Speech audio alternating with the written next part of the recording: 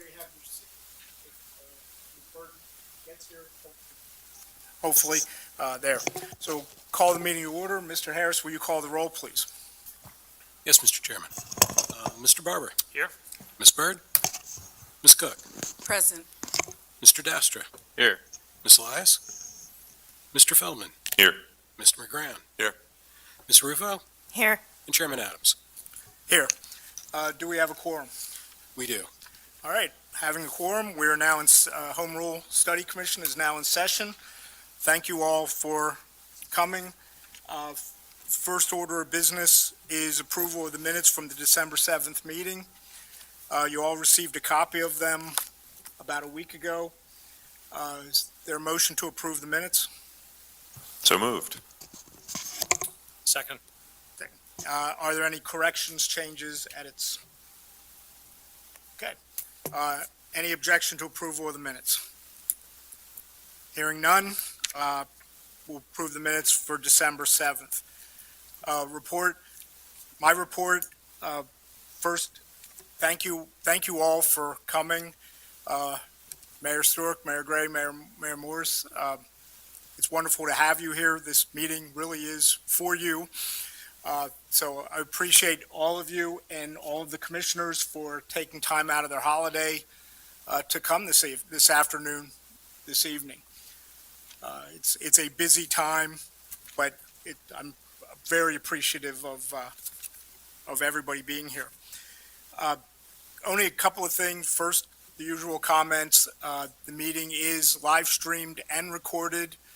So just making sure everybody is aware of that. If you speak during the meeting, you are agreeing to be recorded for all of posterity, or at least until somebody erases the tape, whichever comes first. Couple of items. Just we have been started our meetings with the mayors from other municipalities. We have held the meeting for Altoona and for Hazleton. Very interesting conversations. That there is, if somebody can help me with next Wednesday is set up. I'm trying to remember which, is it Williamsport? I think so. Williamsport is next Wednesday. I think we have January 12th set up for, and I'm, again, Allentown. Okay, for Allentown, because I know that was one that you'll be on. So just ask for the three that we will have before the January 4th meeting, if you can sort of write up a report individually just to be able to present it. That'll be the main purpose of the January 4th meeting, is hearing reports back from the commissioners on what their opinions, their views from the different mayors. If we may have three more, and I'm still trying to work on Harrisburg. If we get those in before the January 24th meeting, we'll take time on the 24th for those presentations. But we'll make sure that we get all the reports to everybody before that.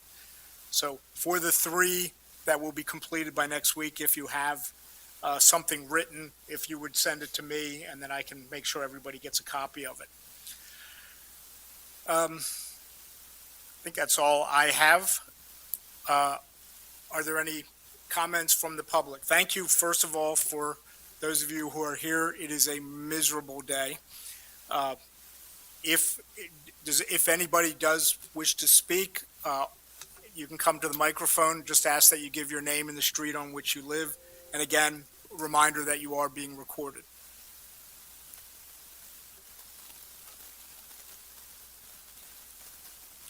Okay, hearing none, thank you. Moving on to the main purpose of the meeting. I like being up to item 6 in 7 minutes. So in this case, the agenda says interview with Mayor Gray and Mayor Morris. It's now Mayors Gray, Morris, and Stork. Thank you very much. We asked you here to get your views on the issue of home rule. The items, the way I've looked at it, is the items that we are addressing, or the reason that we are here, isn't new. This has been going on, and from what I understand, pretty much since about 1965 is when a lot of the laws took effect, and things have changed back and forth. So the goal was hopefully to get the viewpoint of the previous administrations on how you handled them. You did not have the ability to do the items that we would do under home rule. So I'm hoping that we can just make this more of a conversation. It's, we sent some questions, Mayor Morse. I realize you didn't get them because they came back to me. So, but Mayor Gray, I thought, yes. Mayor Stork, you did, since I did not get a return address, a return mail, I assume you got them as well. So hopefully you've had a chance to at least look them over. And so, as I said, I'd like to just get a conversation. We'll start, and then if any commissioners have questions, would like elaboration. Mayor Sirachi, thank you for being here. And thank you for making it from Allentown. I appreciate that. So the first question, and we'll just get it started, is what we had is you were addressed with major challenges during your administration. Under the third class option A charter that you had to work under, how did you handle them? What challenges did you have, and how did you address them without the option of the home rule? Please do.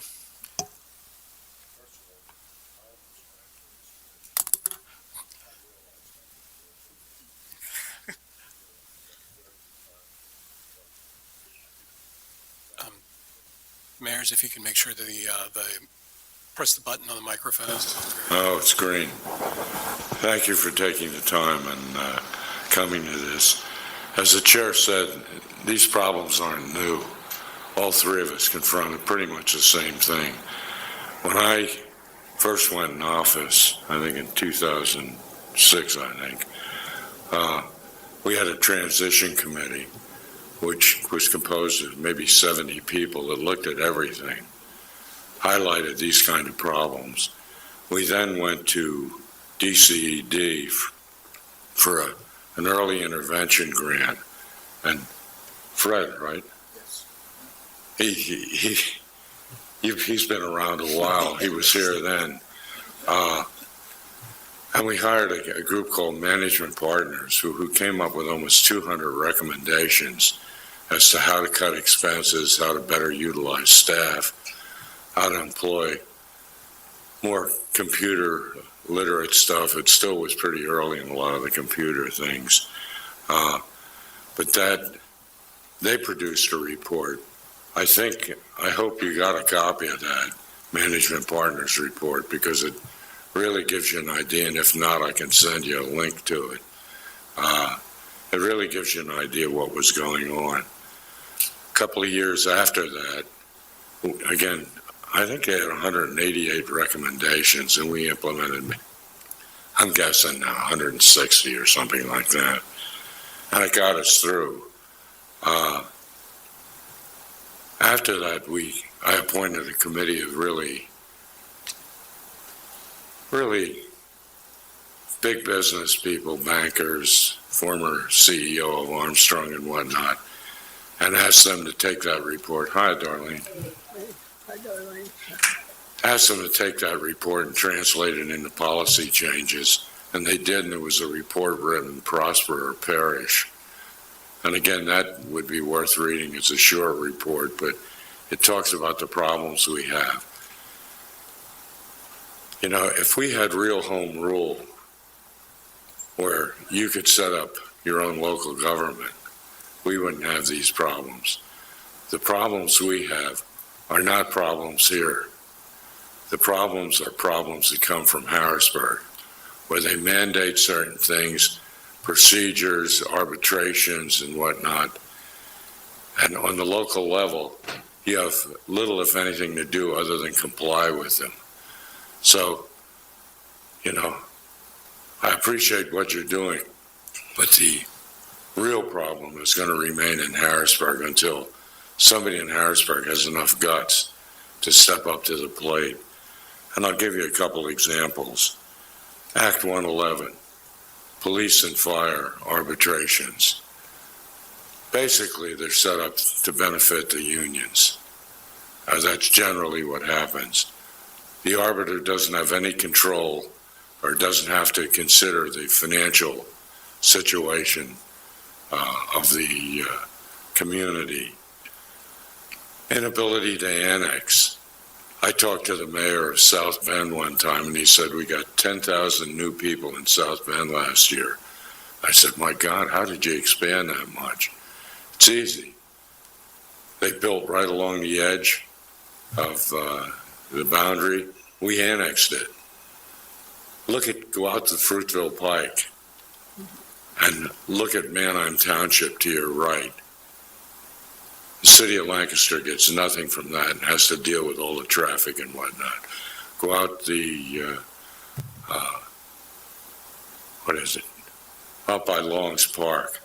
Harrisburg Pike. Harrisburg Pike, across the street. It's all Manheim Township. All the tax revenue and everything goes to Manheim Township. We can't annex. In a lot of states, we'd just annex that right in. That'd become part of the city. Until, I think, the mid-'60s, there was an easier annexation, but they amended the Constitution to make it damn near impossible to annex. I think there might have been one annexation since then. Is that right, Fred? Yeah, it's very difficult at this point. It takes the majority vote of the electorate and all municipalities. Property taxes is a primary source of income. What happens? Well, municipalities bargain with the person building the property or building the development. What they'll do in the way of tax breaks, back and forth. If you're on one side of the boundary line, you get nothing. If you're on the other side, you get everything. Makes no sense at all, but makes it difficult. And one final thing, just as an example, there was a bill pending in Harrisburg that if any firefighter developed cancer after they were retired, they could get disability from the municipality. And I took on the entire delegation, including, I think Mike was wrong on this too, saying, how could we ever budget what's going to happen to somebody 10 years? Plus, we have to prove that the cancer was not a result of their fire service. Now, I have no objection to providing decent fringe benefits and retirement for firefighters. I spoke to the entire delegation, and it got sort of heated. I said, if you guys want to give this, why don't you give it out of the state money? Why are you saying the municipalities? There's no way you could budget for it.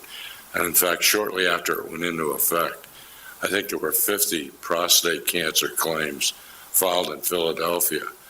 And the mayors at that time were joking among themselves.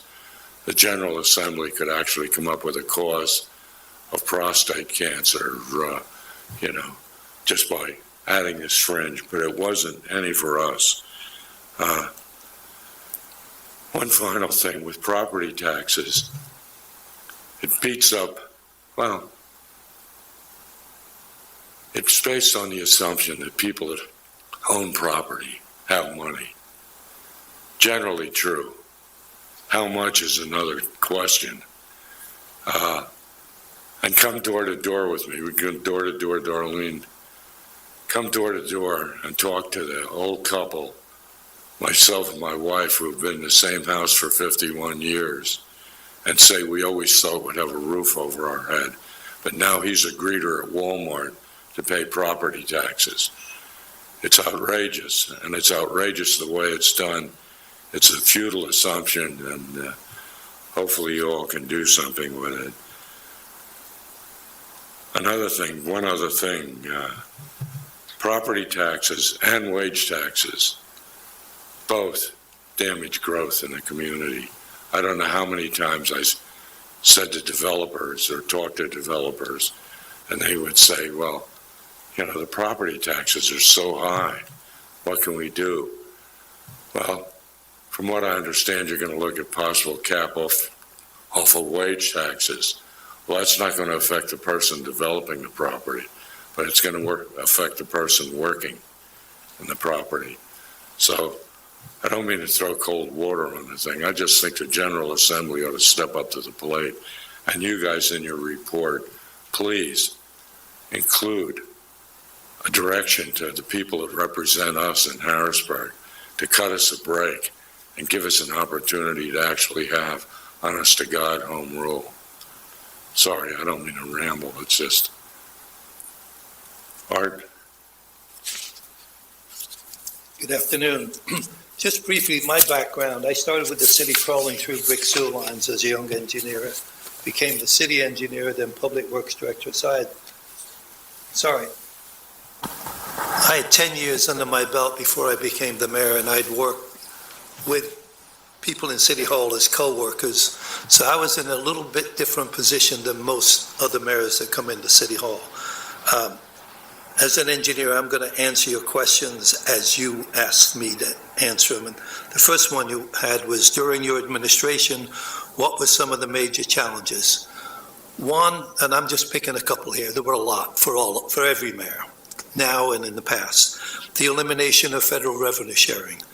Because of challenges faced by urban areas in the 60s and 70s, the federal government from 1972 to and including 1985 annually provided $1.1 million to the city of Lancaster, and we use these monies for general fund purposes.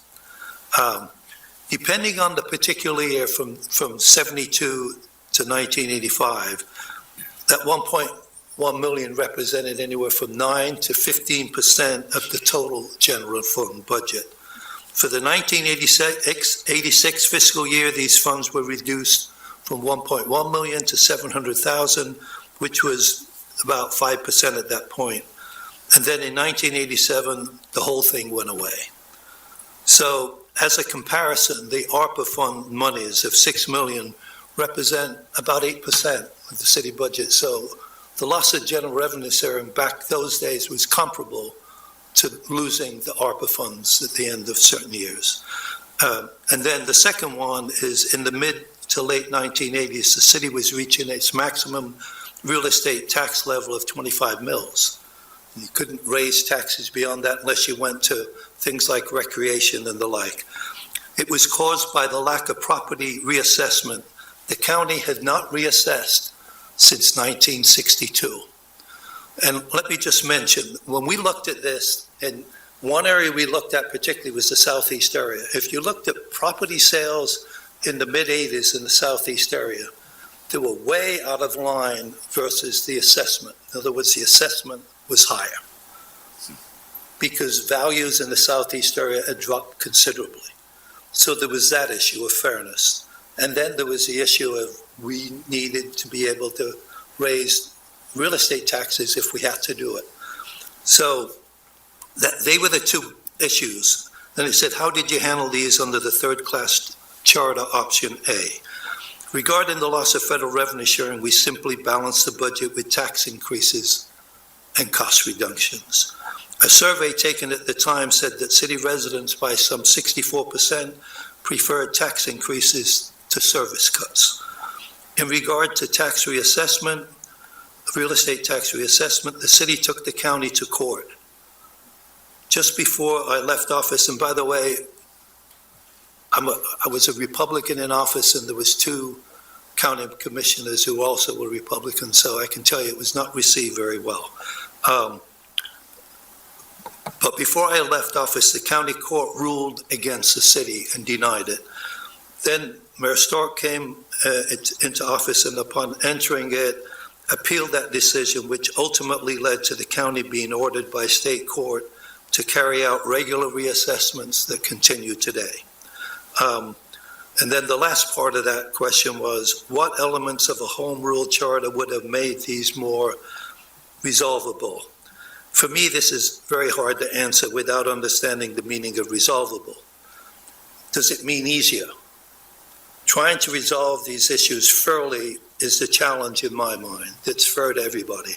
and I'll speak a little bit more about that as I go on through my comments, but particularly the working, low, moderate income people that live in the city, and I'll repeat this several times, I would encourage you to look very closely at whatever you recommend on the impact that that provides to those particular individuals. That's it on that question for me. Go ahead and there, yeah. We're getting good at this.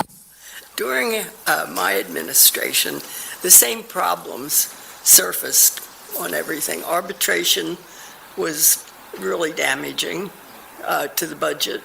You could never win at arbitration. It was always given in favor of the firefighter, particularly the firefighters, more so than the police officers. But nevertheless, the arbitration, you knew it was going to come down in Could you favor. bring your microphone a little bit closer? Closer? Okay, is that better? Yeah.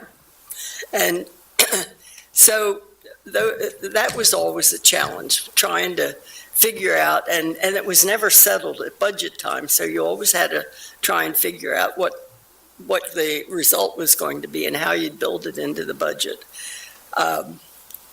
I agree with a lot of what Rick was saying about Manheim Township and budget. The last mayor in the city that was able to do annexation was Mayor Monahan, and he annexed Park City into the, thank God, because, you know, that I think at the one point was our largest tax base, right?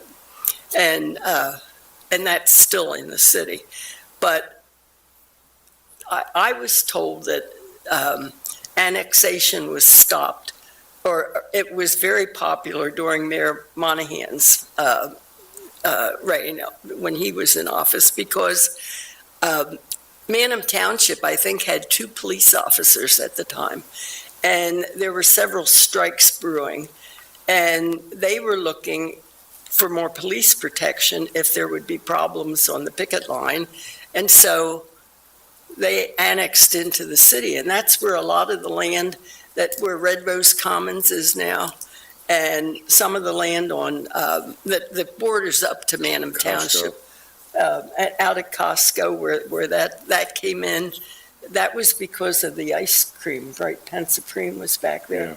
Yeah. And so when you see the map of the city and it's like that, it's because there was some annexation, and of course Manheim Township didn't like losing their tax base, and so they went to court and got, I guess, the state to change that Constitution. State Constitution. And so that was the end of our growth. But people constantly would talk to me about how wonderful Charleston, South Carolina is, how prosperous this city and how it grows.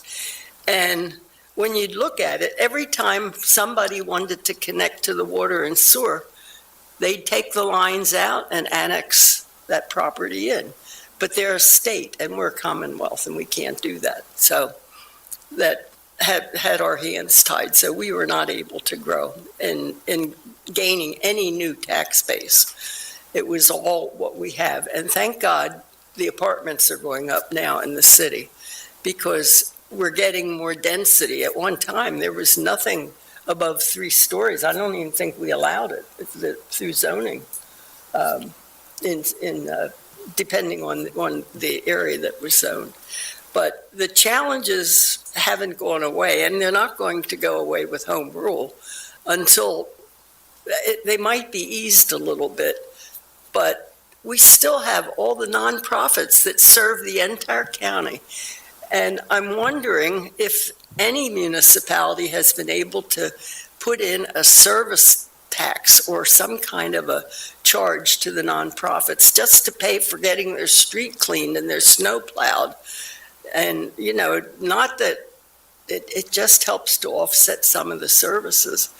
Because one thing we did during my administration was look at the service calls to our biggest nonprofits, and it was staggering. hundreds of police calls. I'm talking about the Water Street Rescue Mission and some of the other services, and they're all needed, but nobody looks at the cost to the city and what we're providing, all the fire calls and everything like that. And myself and the chief of police personally called on a lot of the nonprofits that were requiring high amounts of service, trying to get them to be aware of how much it cost us. And it did absolutely no good. I mean, we thank God for this General Hospital because they were very generous, and I think they still are to the city, and F&M and some of those nonprofits, but they don't require the services that the missions and the boarding or the homeless shelters and all of these that require intense service from the city. And I don't know if there's any way you can do anything different through the Home Rule Charter. And if you've asked any other municipalities if they've been able to find a way to get, I think when the county commissioners were in when I was in office, we tried to get them to levy a state or a county-wide 1% sales tax. And that would be divvied up the way the municipality would have what number of nonprofits in their boundaries. And then they'd get a portion of that 1% sales tax back. And of course, the county commissioners take great pride that they haven't had to raise taxes in 13 years now, or 14, whatever. We haven't done anything.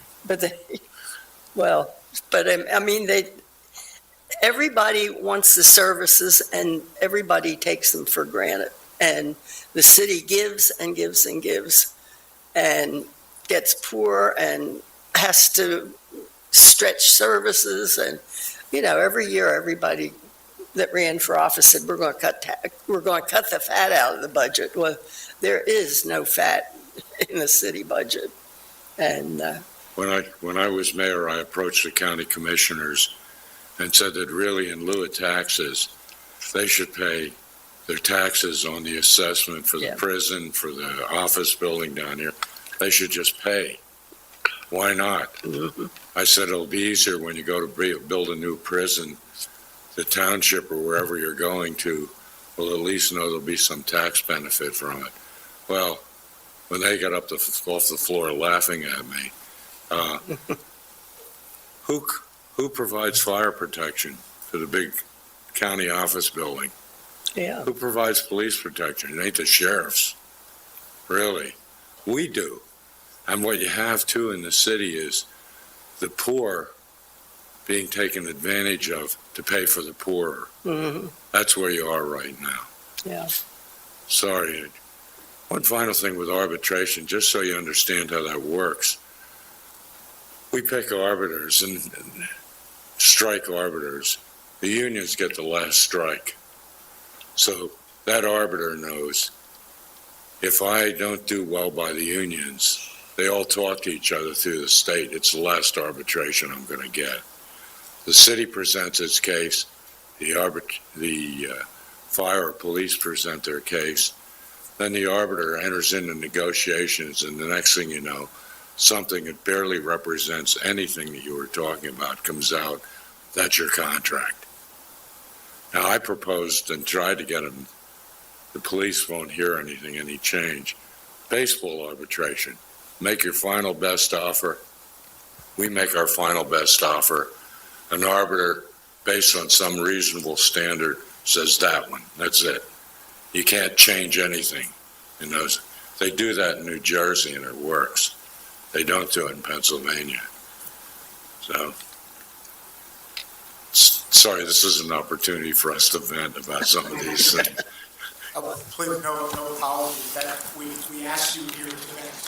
I don't know if you recall, about 10 or 12 years ago, you and I actually talked about what you were saying about the county commissioners. It was on a Saturday morning in your office. You don't even remember, why do I remember it? But we had actually said that if you, to refresh your memory, I said maybe the only solution is to try Martin Luther Act, where you go and you nail the tax bill onto the front door Oh. and just say, there it is. Yeah. You know, and if they don't pay, you file a tax lien and let the courts start to argue it. Or bill for services rendered. Well, yeah, Every time the police come, send them a bill. you're not actually talked about that. Like I said, that was a while ago. Again, it's been sticking in my craw for a long time, so. You know, for the record, in fairness to LGH, they pay, from what I last understood, they pay full taxes to both the city and the school district of Lancaster, which is in the millions of dollars a year. When I was mayor, any property they bought that was taxable, they left on the tax Yeah. rolls. But I mean, now, On the other hand, in lieu of taxes, they were paying like $300,000 a year. They came into my office and said, "How does a $500,000 sound to you?" And I said, "It sounds about half right." They left and came back a month later and said, "We'll get $1 million a year." Plus, they added some more to that in lieu of taxes. That's all in lieu of taxes. I think it's what they normally would pay if they were taxable both to the school district and I the think it might be even city. a little higher. It could be. I don't know, but the scale of it is that they pay a pretty large amount of money compared to any other nonprofit. During my administration, they were doing all our workman's comp and, Yep. what do they call it? Job hardening, people that, get them back to work as fast as possible. And they were doing a lot of those in-kind services for us too. I don't know if that's still happening. No, it wasn't.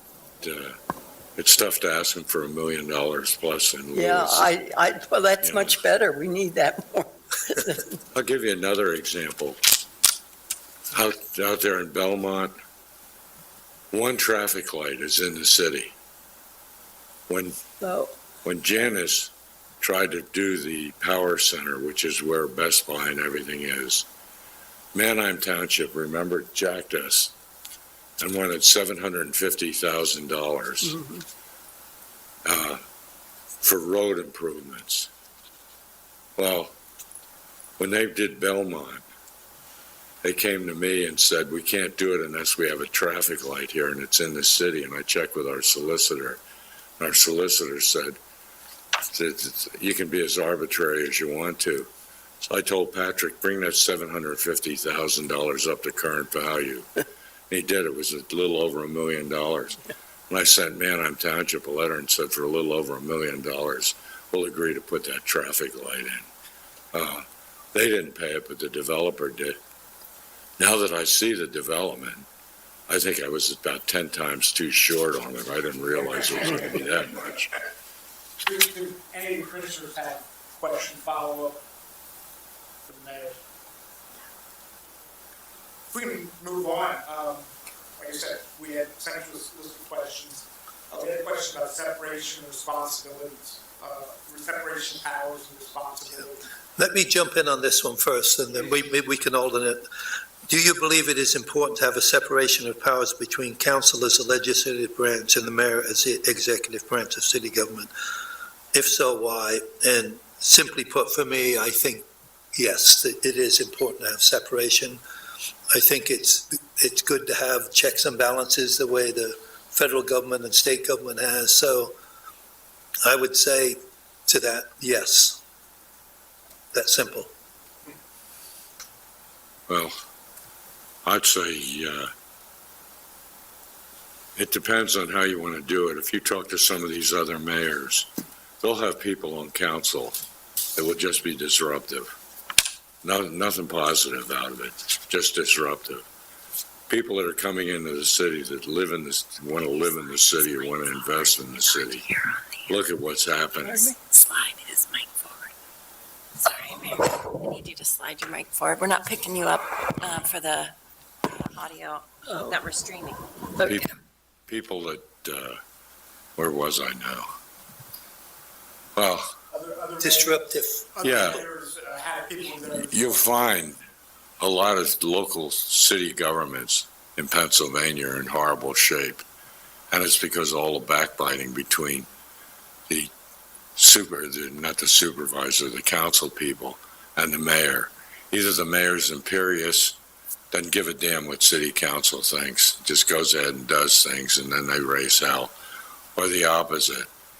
It's good to have some separation of powers. Generally, during my administrations, we operated on a consensus basis pretty much. We'd present a plan, let's say on trash haul, to city council. They'd have a hearing. People in council would say, well, you should do this and this and this. And a lot of times they came up with ideas that we hadn't really thought about, that it was, yeah, you're right. We'd go back and rewrite it. Sometimes things would come 2 and 3 times to council, committee. By the time it got to city council, the meeting in this room, there was a consensus. Everybody knew what was in it. They knew how it was operating. And I'd say 99% of the votes, 99% of the votes were unanimous. Because people had their opportunity to put their 2 cents in before. Other people just came to council meetings, said, well, they don't do anything. I told them, you're coming to the wrong meeting. They do a lot at the other meeting. That's the meeting to go to. But to try to operate on a consensus basis, I agree with separation of powers, and at some point, there has to be a dividing line. But I never vetoed anything. 12 years, there was nothing to veto. Because again, we tried to work it out before we even got in here. And generally we did. You had a different council Yeah. experience. It was a little more contentious.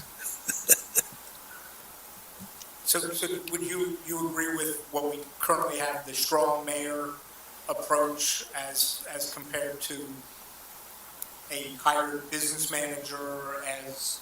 The problem with a business manager, look around Lancaster County. There are people in townships that have been there 30 years, and it's their own little fiefdom. They have supervisors come and go, but they stay. And supervisors are prone not to buck them at all. They don't want to, because that guy holds the keys to what's going on in the township. I don't think it's a good idea to have managers like that. You can have a manager. Patrick managed. The other people in the offices managed. Yeah.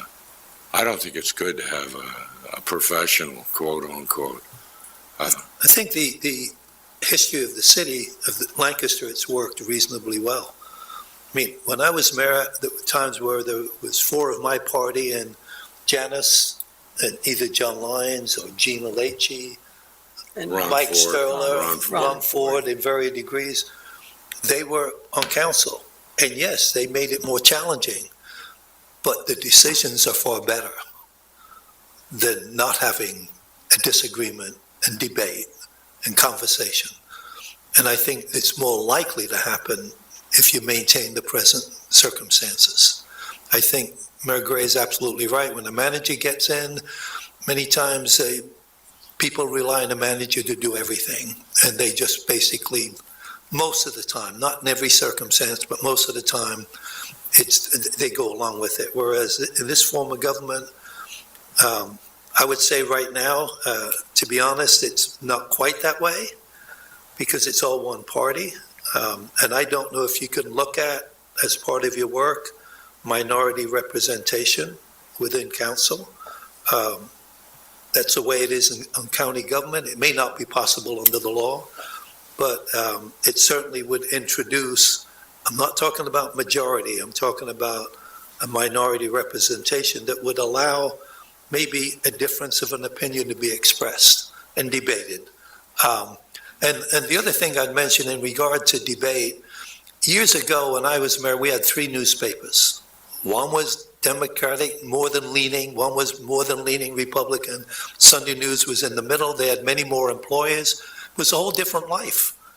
You'd get clobbered by one newspaper, supported by the other, but you got pretty even balanced discussion in the newspaper.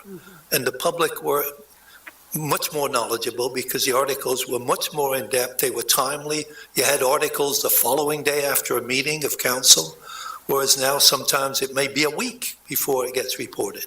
And I understand the difficulty with the newspapers, but that is lacking.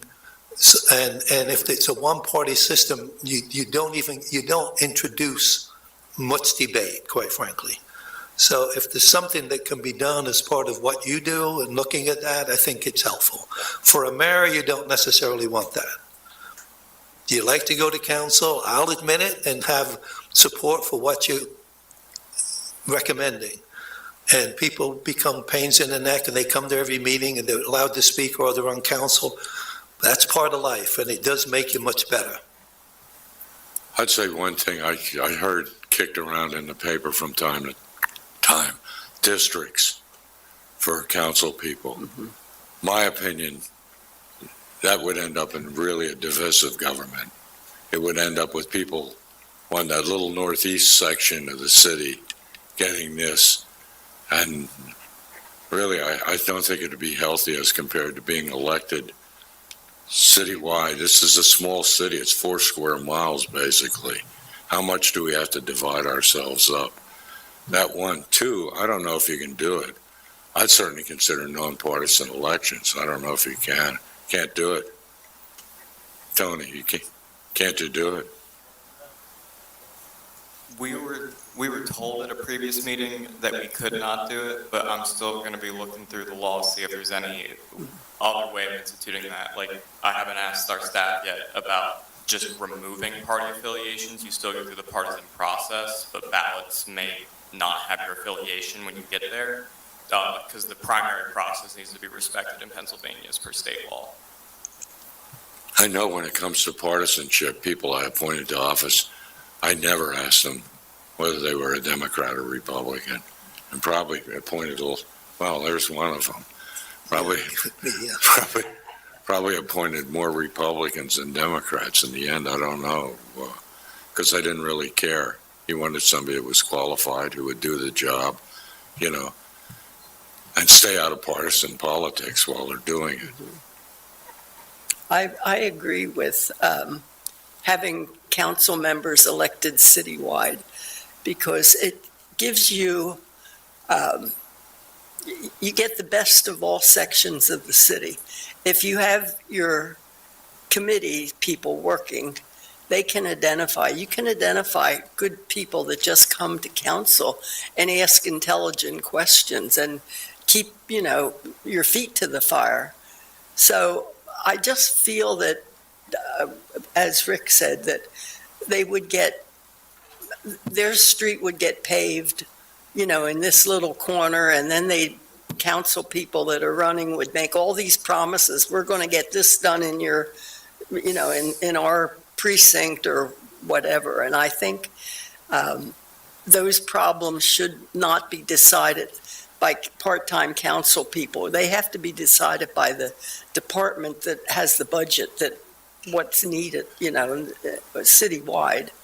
And when they make up, what streets are going to get paved or what's what else, parking, things like that are not good to have just a little, then you'll pit one section of the city against the other. And people will do more scorekeeping, I think, than when council as a whole is on, at large. And they are there to serve the entire city. And it's a small city, so that we don't have to be an autonomous in these, we're not the Queens and Bronx and all those places that are individual, almost little municipalities in their own, so.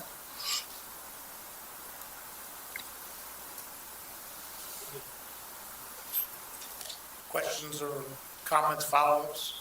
I got some questions, Mr. Chair. First one's pretty easy. Mayor Gray, you already answered this one. To Mayor Stork and Mayor Morris, during your time, did either of you utilize the veto power? Pardon me?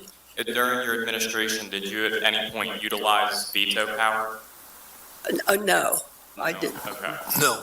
No, okay. Second question is, at any point during any of your administrations, did you ever have a concept for an ordinance that obviously as the mayor, you can't introduce directly to council, but did you organize your administration in a way to have council consider ordinances you'd like to see advanced potentially? Sure, I mean, we would recommend and draft the ordinances many times. They came from the administration. Okay. People from council would come into the office and say, I've got an idea, I want to do this and this. So some synergy there. It had to be drafted. Okay. There wasn't a whole lot of it, to be frank with you, because a lot of it, you've been to how many of those Well, I meetings? was there for the last little bit. A lot of it is pretty ministerial, a lot of things that council does, but there's not a whole lot of policy issues that come forward, but when they do, you've got to clear it and talk to the people on council, individually, of course, and that's, Right. And also, a lot of ideas are also best laid at the feet of the city solicitor and let them work with council because, they know what the parameters are that they can work with. And so they can easily resolve what somebody wants to do by just saying, it can't be done, but maybe we could do it this way or something Yep. like that. So I think some of those you need a good city solicitor. Okay. It keeps everybody out of trouble. But with 600 city employees and 7 council members, you can be assured that most ideas and suggestions come from the administration. Yeah. yeah. And because council's, again, 7 members part-time, where you've got 600 and some paid city staff that are in a position to recommend or give suggestions. Yeah. So it usually comes from the administration. And that, I think, is developed through the budget process, too. It is. That what you can do and what you can afford to do are not always the same. You have to pick and choose. And then this is my last question. I'm trying to rein this last one in because there has been some discussion about like nonpartisanship, which I appreciate. That's something I personally would like to look at if we go through the charter drafting stage. But there has been some discussion of districts as well. When you were considering your comments on district seats versus citywide seats, did you have any consideration to hybrid systems and how hybrid systems may have the best of both worlds or some other cons? I think it'd be a mistake. Yeah. I really do. In fact, if it was in the proposed charter, I'd really consider it enough to possibly oppose Okay. adoption of the charter, just because people don't know. When people say no money's being spent in my area, if you did a study, it'd shock you where the money's being spent for the city government. Patrick did it, I don't know, maybe 10 years ago, 15 years ago. And, one area of the city got a sizable portion compared to the rest of it because it needed it more. But I think it'd be a problem. I do. Tony, when you say hybrid, are you saying, say, 5 at large and 2 by districts? Is that kind of hybrid you mean? That could be an option. Yeah. I mean, personally, I might differ a little bit with the Mayor Gray on this. I would not want to see a majority on council elected by districts, Okay. but I don't think it would hurt to look at whether you'd have one. And I didn't come here tonight to even get into this, but where you might look at somebody from the northern side of the city and southern, to at least give maybe a counter. If you can't have elections bipartisan, no party, which I think would be the best way, quite frankly. But if you can't do that, you can't introduce any kind of difference of opinion, and people become more homogeneous. I think that this may help change that a little bit. I don't think you should have the majority by districts, but I think a hybrid with a smaller, like 2 out of 7, may be worthwhile at least consider. That's just my thought. Okay. Any thoughts from you, Mayor Stewart? I'm not sure that would solve any problems. I think it would No. create more problems to have it. But if you could do down the road, as you say, just maybe a portion of whatever, how many seats are going to be available that need to be, I don't know, you can't, the city's changing so much, so you don't know what you're going to say now, what it's going to be like in 20 years. It's true. Because a lot of the city has changed so much. It's true. And so I'm not sure how you'd resolve that. 2 out of 7. Where would the 2 be from? Well, we'll figure that out when we get to stage. Well, I'm just saying, 2 out of 7 would never work. It'd be half the city one way or the other. Yeah. Other things to That's what it consider would is, like, we don't necessarily have to stay with a 7-member council, in theory. Sure. There you go. Didn't even think of that.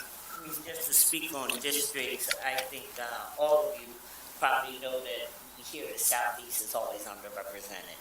I mean, we were fortunate because we had a voice that came to every council meeting when you were mayor and speak up for the Southeast. But I do think, as I see times have changed, well, I was here when all 3 of you were mayor and a very vocal voice, that there is less representation. Wow. And I would think that if we are going to change council, it's something that needs to be looked at and considered. If we're going to change the charter, it does need to be considered. Whether it's a hybrid, I don't know. But I know, speaking to the residents going into looking for a charter, that was one of the things that they were requesting. Besides, don't raise property taxes, more representation being seen. And I think just within recent politics that happened in the past couple, years, we see less of that and less representation. So it's something that I would definitely think and consider, and I know the Southeast is changing drastically from what it was.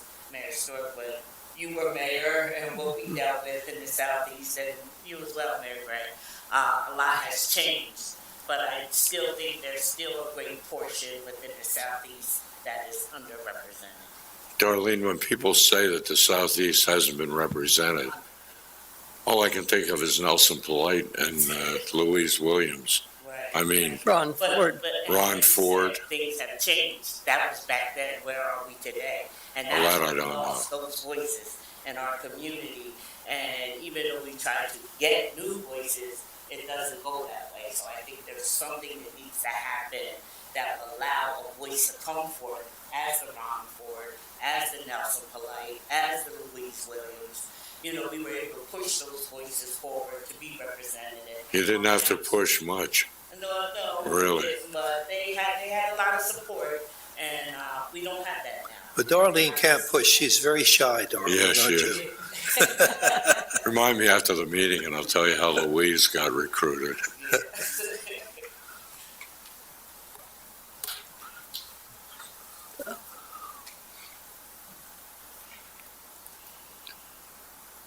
Okay, any other comments from the commissioners? Moving on, duplicative, fragmented, overlapping areas, is there, we've been hearing a lot over the last few months about everything has been, in the city government has been cut to the bone. Is there duplicative Yes. services? Is there areas that are repetitive? Treasurer and controller. What do you need them for? Yeah. Really? Yeah. I never saw them do anything. Yeah. Really, other than pick up a paycheck and get medical coverage. Yeah. Really, it's, and I know I talked to Patrick about it. He thinks there should be one sort of fiscal officer that would combine the function of 2 of them. I'm not sure you need that. With a controller, you have a thorough audit every year. With a treasurer, frankly, I don't know what they do. Harold Summers sued you. Other than that, Well, I agree that it's hard to justify that money that is spent. But I think under third-class city, you have to do it What, can you drop that in your charter that you don't know? Yeah. Well, there's, But keep in mind, they're getting, I don't know whether it's 10 grand each or maybe health insurance. So while it's duplication, you will still need most of the other staff people that work with you. Oh, absolutely. So, Does the controller have a staff? no. I don't think so. But the treasurer Treasurer doesn't really, I don't know if they have a staff, but they get involved with things that would still go on. And the business Without the manager, treasurer, the yeah. business manager pretty much had the people in the treasury office reporting to him. I agree. That's why I'm saying you probably wouldn't lose any other employees. You would, because they're doing the work now. And the only thing I have on this is I can't tell you where things are duplicated. If they were, I would hope the mayor and staff would make sure they weren't duplicative. I think there may be some areas where maybe some city employees could do a little better job that would make it easier for other employees, but that's always going to be the case. So it's more to do with how the staff functions and not so much with duplicating. At least my opinion, I don't have anything significant on that personally.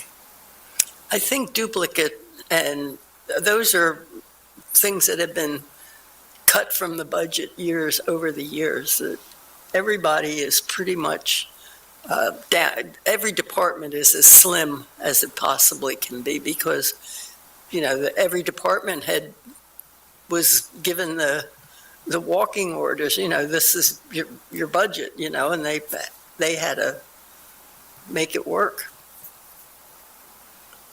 I mean, you may have the city engineer doing design work, and he or she might have an engineer working for them.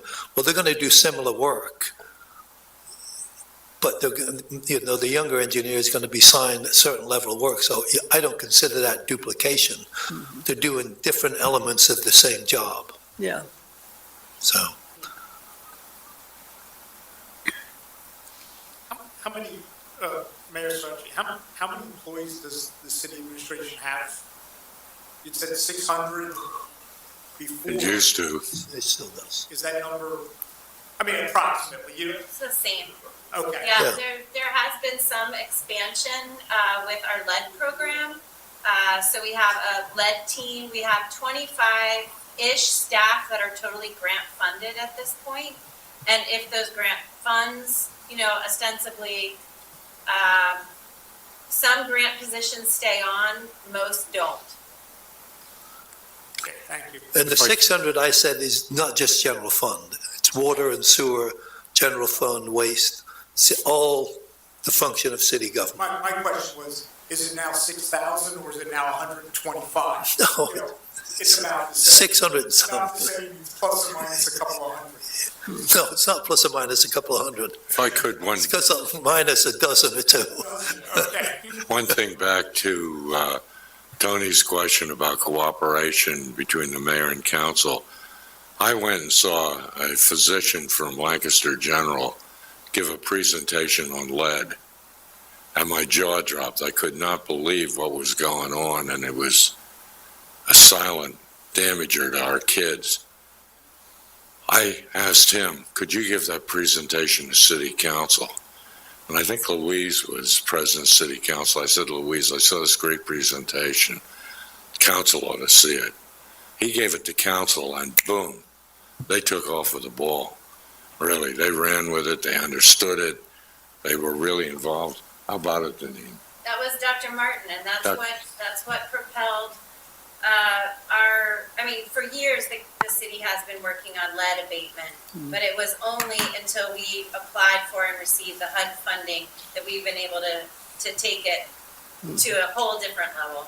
But council, I think took the lead out of my office at least. You were on council at the time. They were really, and that's an example. I knew what their reaction would be.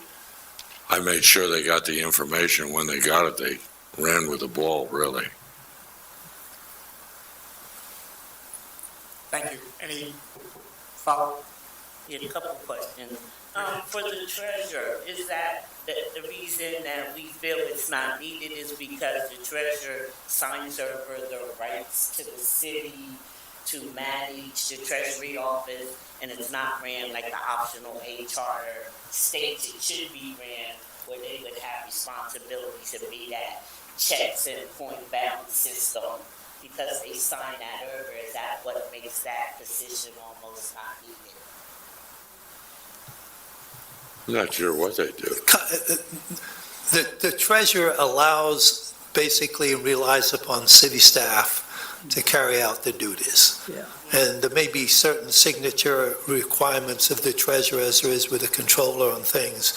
But for the most part, unless things have changed, from what I understand, the city staff does the work in the treasurer's office. And the controller does have signing. The controller signs are used to, and maybe that's changed now, but the controller would sign a lot of purchase orders and the like and be responsible for opening bids and reading them out loud. And actually, they were submitted to the controller for opening at a public meeting and read aloud. And so they played kind of more of a role in that way than maybe the treasurer has in the past. And my other question was about, we talked about lead paint, and I'd be curious, I know all three of you as mayor understand that our water pipe and sewer pipe system is ancient. And how much of that replacement, if any, did you do under your tenure? I think it increased as time went on for everybody. Right now, they're sending out notices to people to check it and replace it within a certain timeline, but it wasn't on that kind of level of, the radar back when I was mayor had more to do with what condition was the piping in, whether it was lead or otherwise, rather than lead creating an issue. Just to confirm. Realized I was the mayor back in the dark ages, so You kept us there. I did. You know, as to lead piping, I'm not really sure. Well, what not even lead piping, let's just say old piping. We know that we say the sewer and water pipes that run through the city need to be replaced all the time, but we knew this since I know all three of you were mayors. And I'm like, we only have so many feet of piping throughout the city, how much replacement has taken place, so we have an idea of how much more we got to do, because we know that's a priority. How much money do you have? Really, I'm just saying, we discussed it one time with this whole Chesapeake Bay thing, Right. making stormwater and wastewater separate systems. And that, if I'm not mistaken, I think was in the billions. And you dig up every street in Lancaster damn near. I said we could put a subway in while we did it. Everything would be. So it's a difficult question, how you deal with that. Well, but the city is making great strides now on the lead. Oh, The sewer system is normally, it's not lead or copper. It could be terracotta, and you're responsible from the house out to the sewer line. The water line, the city is responsible from the line to the curb, and you're responsible from the curb in. And the city is, as Mayor Sirachi just said, they have a big program going on to get control over replacement of lead piping and get it out of there as quickly as they can. It's very time consuming, takes a lot of people, it's a big effort, but they're working hard on it. Right, and I guess, my question is because we're looking at people paying taxes and fees, and, if the water fee and the sewer fee continue to go up for older pipes, at what point are they being replaced? Then it's not causing an increase, because we're talking about trying to lower costs for our residents, is what we're hoping this home rule charter would do. And I just wanted to ask to see, what's happening for, we look back what happened. Oh, I'm sorry, Mayor. I just want to, if I could just clarify a couple of things. The lead pipe and the letter that is going out related to lead, that is a EPA federal mandate. We have about 500 or so lead pipes in our system, and we are being required to document and have an inventory by October 2024. So that is part of what's happening on the lead pipe system. But historically, going all the way back, I'm sure, to Mayor Morris, every time the city found a lead pipe, it's been replacing it, which is why we have so few left in our entire water distribution area, because we have known about lead pipes. That is different than, I think, the question that you're asking, Ms. Bird, about the replacement of pipes throughout our system. So right now, we are replacing a section of a 42-inch main that is circa 1960. It is a steel pipe that is gigantic. That project alone, as I said, is about $40 million, just one section. There are other sections of water mains throughout the city that are needing to be replaced, and Mr. Campbell, Director Campbell, has created a capital plan that lays out a replacement strategy of so many linear feet of horizontal infrastructure each year for us to maintain. But we are behind, and I think that is the question that you're asking. We have been behind for hundreds of years. The four of us in sequence, and even, you know, rest in peace, Mayor Smithgall, have worked at replacing pipes during every one of our tenures. And we will have to keep doing that. It's like incessant, it's constant, because of the age of our system being hundreds of years old. So I just want to distinguish those two things as being separate. The lead pipe is part of the lead and copper rule. That is directed by the EPA. That is a federal requirement. No bones about it. The other is about good management of our horizontal infrastructure and not getting to a place where our entire water system is collapsing because we have not invested. Yeah, those are the lines are cast iron, maybe a few old wooden lines left, but I doubt, believe it or not, water lines. So lead is the service line. I was at a meeting in Chicago, and there were two other mayors. One was from someplace in the Midwest, and another from Texas, and they were talking about the problems they had with infrastructure. And the fellow from Texas said, yeah, we have some pipes that are 25 years old. And the woman from the Midwest says, that's nothing. We have pipes that are 50 years old. I said, we just replaced a main on Orange Street that was installed, I think it was in the 20s, the 1820s. And a fellow came up to me afterwards and said, was that pipe cast iron? I said, yes. He said, could I have a piece of it? I represent the Cast Iron Pipe Association. The next conference Charlotte went to, there at the booth was a piece of pipe from Lancaster, Pennsylvania, cast iron pipe, which had lasted over 100 years. Some of the pipes, I think, are wood. They were wood. Well, in Boston, you would hear stories from time to time where they'd come across a wooden water main, yeah. I just have a quick, thank you, Chair. I just have a quick question on the water system. During your tenure, did you have access to tapping fees? Do you happen to know that? I understand that the city does not currently have access to tapping fees, but other cities do. We did not. They did extension agreements where a developer would come in if it involved the city system and want to have a water line extended to a property, you would.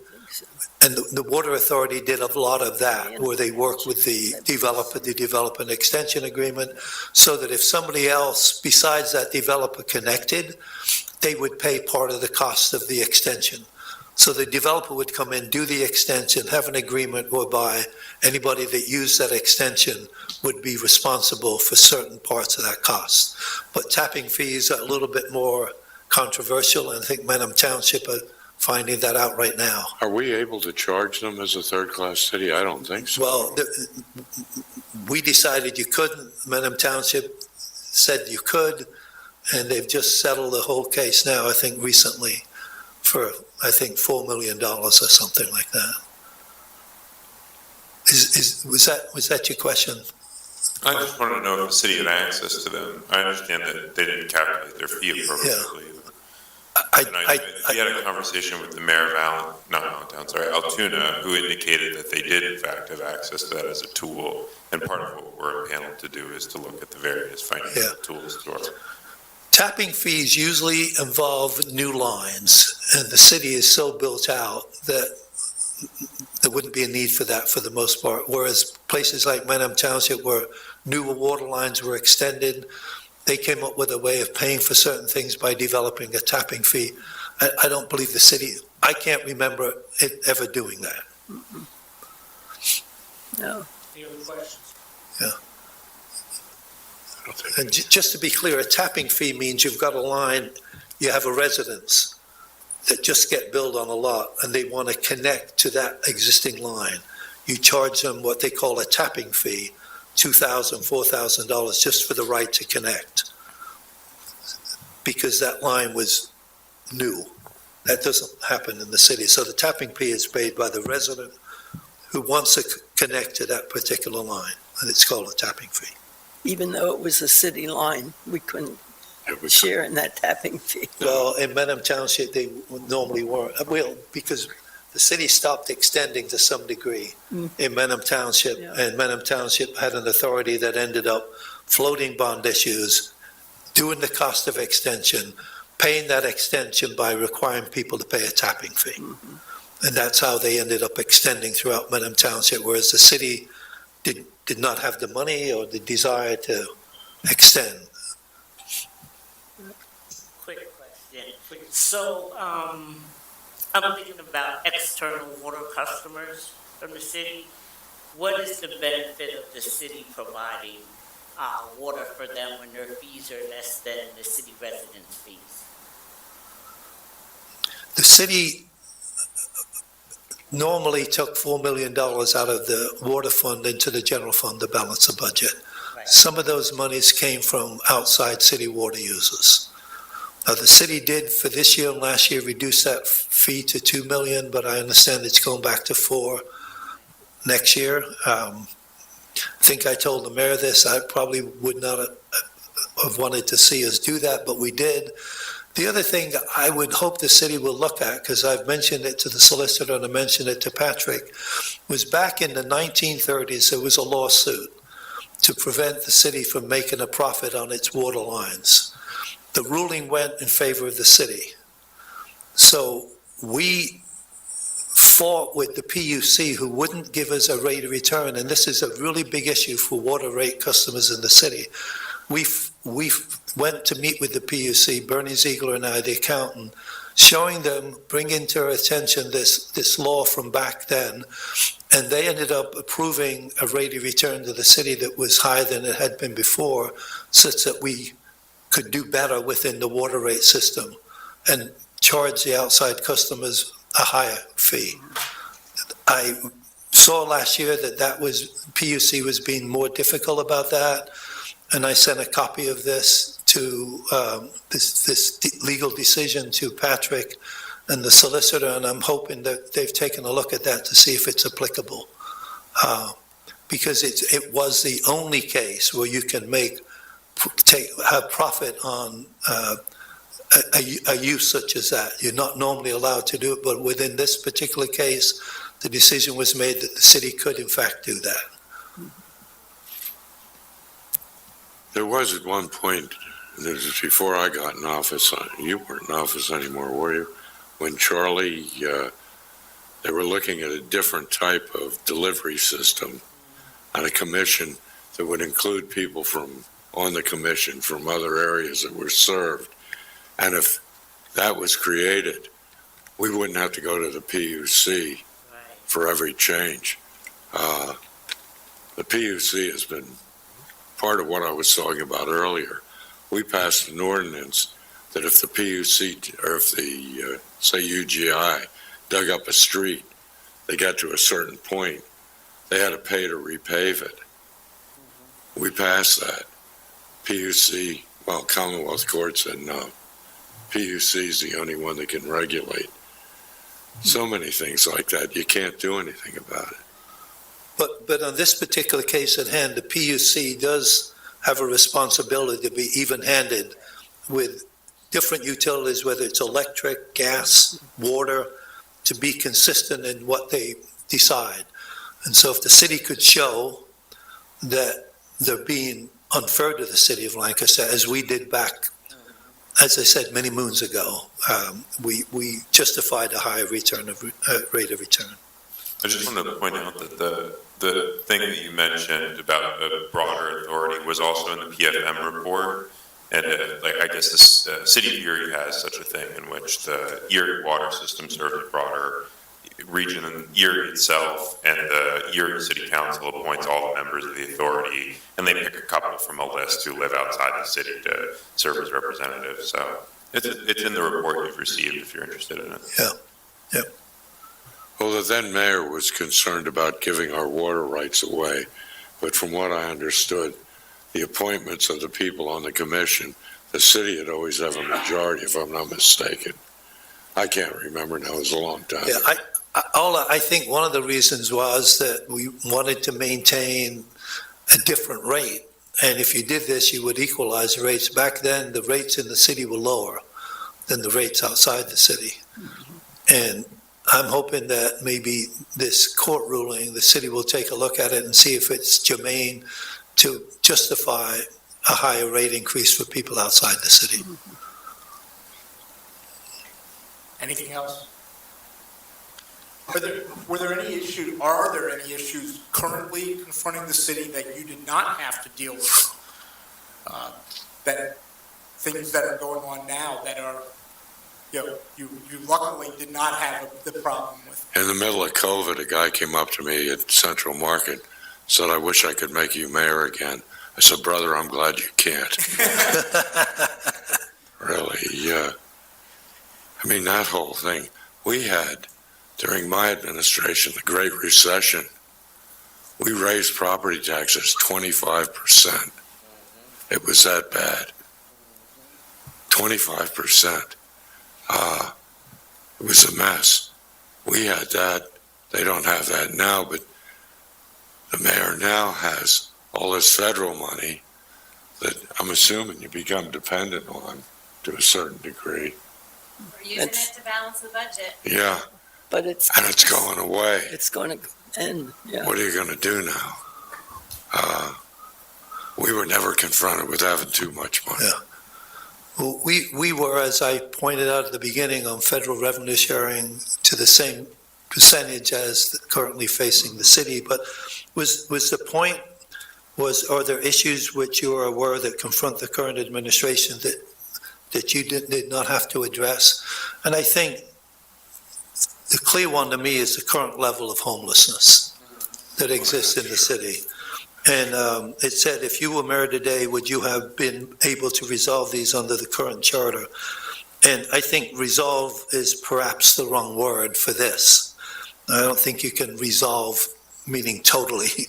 I believe whether this challenge exists under the current optional charter or home rule, I would approach it, quite frankly, in the same manner by using the position of mayor to rally our community towards an improved circumstance for the less fortunate.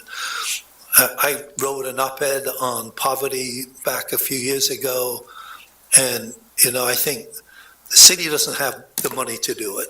And I think the only thing the city could do, the mayor could do, or some other party could do is to marshal the private sector to pony up a lot more money than they do now. There's a lot of people with a lot of net worth in this county.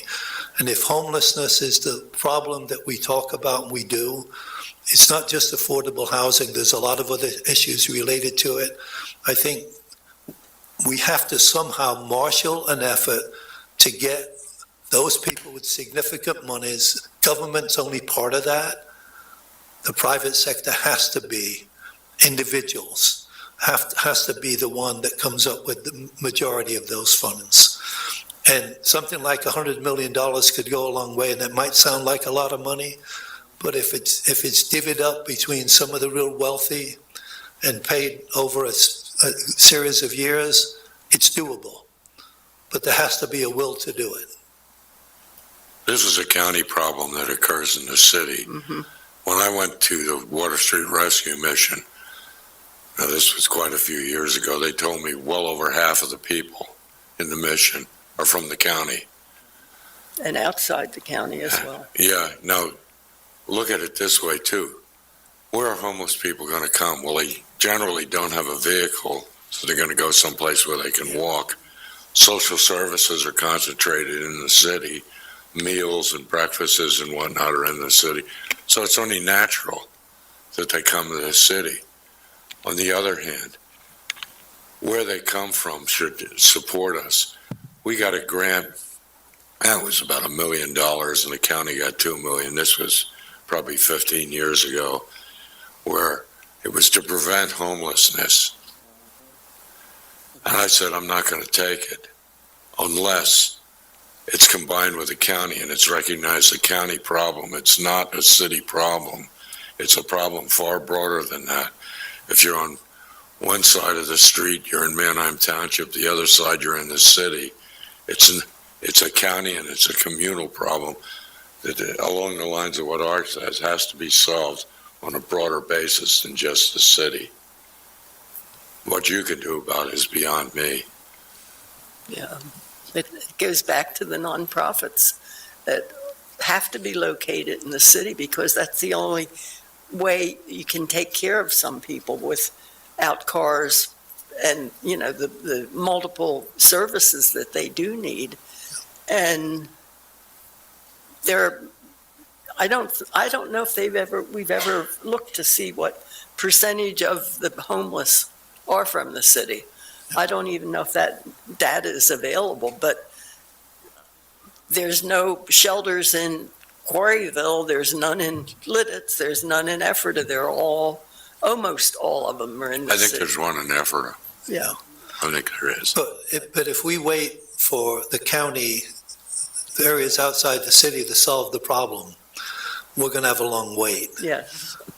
And I'm not saying that the final solution has to all center in the city, but if the city could take the leadership to marshal an effort to raise substantial monies, then you've got to figure out how to best use those monies. But if this county really feels this is an issue, then, you know, put your money where your mouth is and do something about it. Well, I attended a housing forum for affordable housing, and it was at F&M. I don't know if any of you have seen the report of it, but it was looking at how do you get more affordable housing throughout the county. You know, they're zoned out in a lot of areas, and one of the suggestions that I thought would make a lot of sense was to raise the transfer tax. Right now, I think 1% of the transfer tax Split. that's how LHOP came about. Yep. And helping people to buy properties. I said, why don't we raise that to 2%? And I talked to Mike Sterla, and he threw his hands up in the air, and he said, they never, ever pass that. The real estate lobby would just go berserk if you know. And that was the end of that. Is that one of the taxes you can adjust? I heard in Reading that it was 6%. Is that accurate? The transfer tax, property tax? I don't know. Mr. Reddy, that's more of a, I don't know that without looking into it, whether there's a step up. Be careful. Be careful with that and with these other economic things that you don't actually create unintended consequences that would make it difficult for development down the road. Yeah. Can you repeat that, Mayor? I said, be careful when you're authorizing, and I'm assuming one of the reasons this was formed was to look for different sources of income for the city. Be careful when you're authorizing things, and really this is more for council if you give them permission to do it. But be careful that you don't have unintended consequences, that you force developers out or people don't want to buy or sell in the city. Especially, and again, I think it was 6%, but that would be. So Only has an answer. according to my voice search here, it's 4% in Reading and actually 3.27% in Philly. Well, that's not that bad. You can't, can you, if you authorize that, you being the commission, can you put a cap on it? Oh, you can? Oh, okay. The commission can put in the charter, you can raise it up to like X% or level that's, yeah, or we could say nothing to that effect, we just say it's authorized and the council will decide.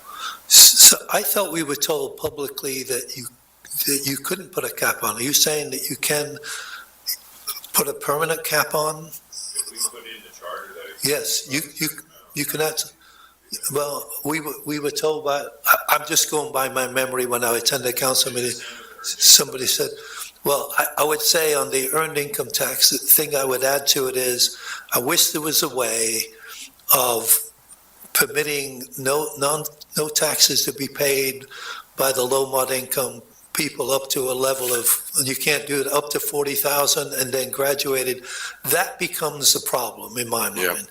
You're going to end up with a city that might be more attractive to people that of worth, at least middle to upper income levels.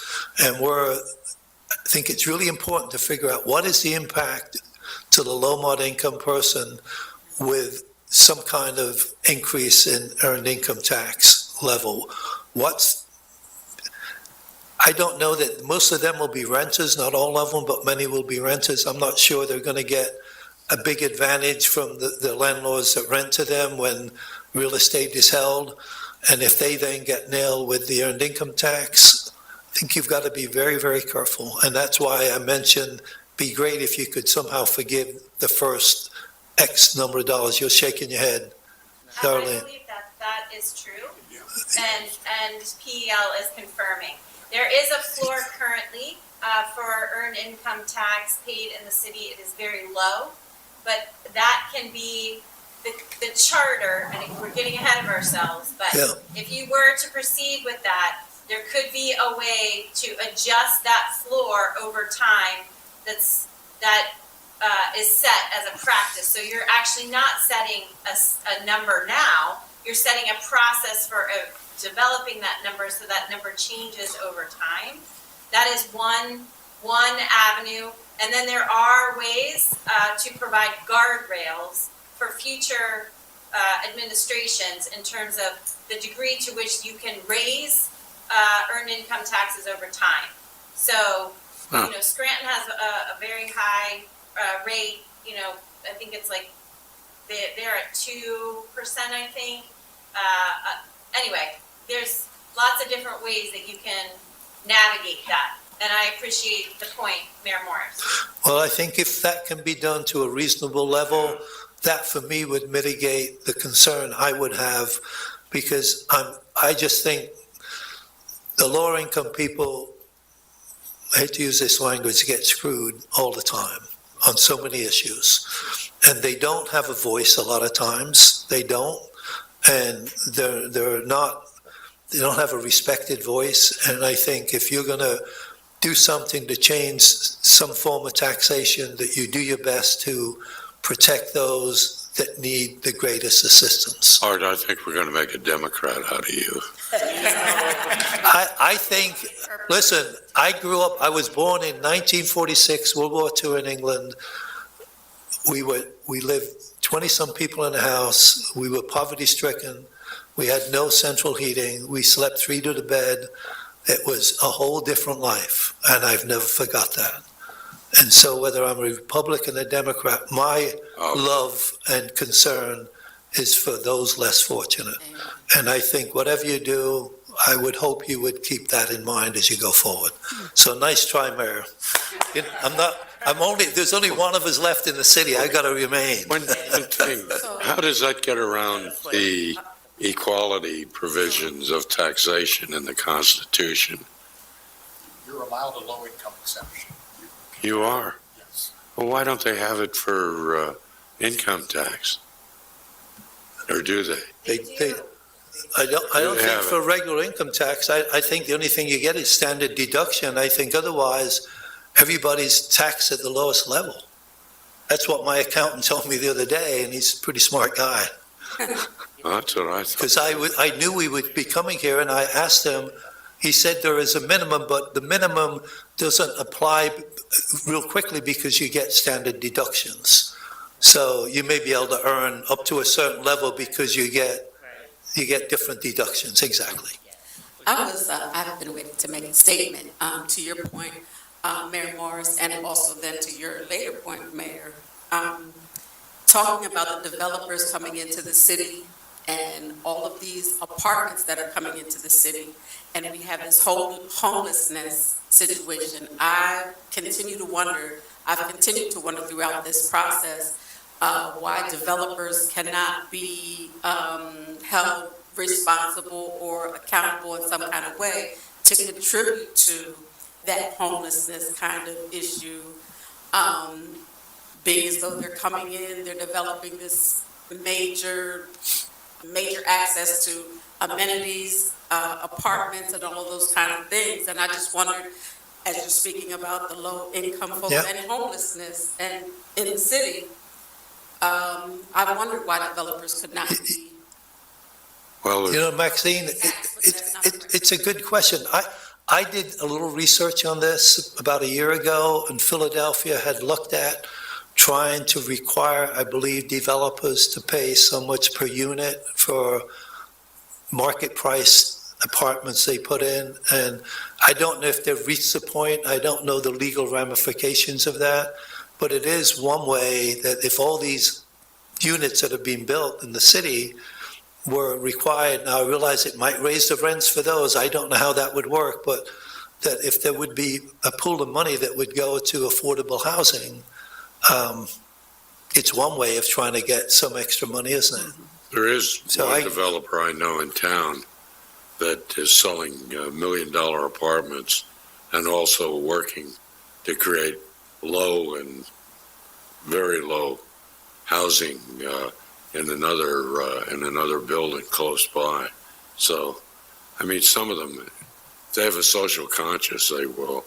I'm not sure at what point, with development, they nickel and dime them, really. And at what point do you discourage development? At what point, how do you encourage development? Could you do a percentage of any new buildings have to be low income? That sounds reasonable to me, units in the building.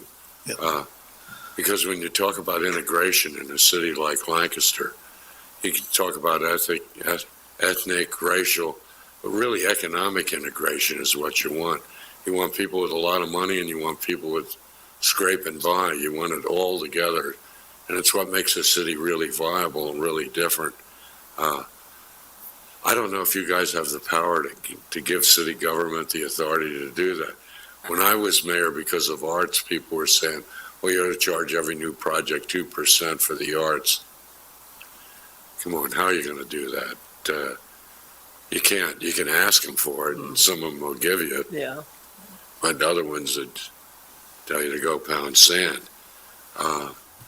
So I don't know. But I certainly would love to see some way of either requiring so many units, but what you see happen is people come along, they say, we plan on doing this, and then economics change, and they're not quite able to do it. And I'm not saying nobody, I'm just talking generally, and the city does not have a lot of money to pony up. They could just have a bully pulpit for affordable housing, and, things keep going the way they're going right now. We're getting more homelessness, we get more of a challenge. Nobody knows the real solution, but one of the solutions is we need more resources. And whether you get it by having somebody pay so much to the city for each unit to go towards it, whether you do what the mayor said, require so many units. And I do know that there are certain. I think it's percentages of- almost an education. People in the rest of the county have no idea the cost of delivering services to homeless people. And it can be presented in a way that they have to be here. But we need help from the municipalities to help support this. And I think it's a PR committee working out a program to educate the public, because I'm impressed with the libraries that decided to cut funding, and a few people decided that's not going to happen, and educates people to, when they reject that. They want the libraries to be supported, Yeah. so we could probably do that. Janice, I love your positive thinking, but when it comes to housing, assisted or affordable housing, it's like, it's a bridge too far. Yeah, People will say, great, wonderful, but not in my, but they won't do much. And it's true of a lot of things, and people contributing and give money. I wrote a letter to the editor encouraging certain people running for government to tell us what they give, and I got spanked in a couple of letters to the editor because I think people talk about the need for government to pony up and talk about the need, but not a lot of people are out there contributing finances themselves. And I think if you can find a way to do that and get resources for the city, it's extremely important. So the bottom line is, I know we're going astray here. It really is, whatever you do, please make sure you don't give additional burden to those that are less fortunate, I think. I got a question about the earned income tax credit, because we talked about it at the last submission, and I thought it was very clear that we could not set a limit, that everybody had to be charged the same amount, and if we wanted to give them a tax credit back, to give that money back, we could, but we could not set that limit, so I'm looking for clarity. You can have a low income exemption. Okay. Structure. We could build in. Set, from a policy standpoint, probably look at having guardrails, not necessarily setting a definitive amount, but having a process that would have certain guardrail protections on it, as you would look over time, to look at making adjustments. So we could put an exception and say anyone making less than $35,000, this earned income tax credit will not affect them. That may be a high end of what is permissible, but there is a low income exemption process. There is an exception, maybe like 12,000 or something. Yeah, I just have a comment reflecting on some of the tax discussion, because I wrote it in a different way. Mayor Gray earlier was talking about property taxes versus income taxes. Like, property taxes essentially decentralizing development coming into the city. Income taxes essentially decentralizing actually having residency in the city. But I think what I'm concerned about, and why I'm speaking to the commission again about this now, is like, it's going to be interesting to see if we can, in a charter, if we go to a charter drafting process, create a clear avenue for residents to be able to invest in the priorities they want to see in the city, whether I think the metaphor I used, getting our pennies together to make a whole dollar. Like, if there are certain small scale projects residents would like to see happen, having the city empower them through the financial arm to see that happen. But I don't know if any of that's legal. I'm just raising that up again because it seems to be something that's relevant here. Any other questions or comments? Moving there. Yes. I guess I'll I do have a comment, which is, I appreciate this discussion. I think it's really interesting, especially hearing the discussion about how do we, how do we gain some revenue from build for rent housing projects to support affordable housing when, the mechanism that's in place for that is through the real estate transfer tax, right? Like, there's a mechanism that's in place for that through the real estate transfer tax, but if a project gets built and it never transfers again, then there's no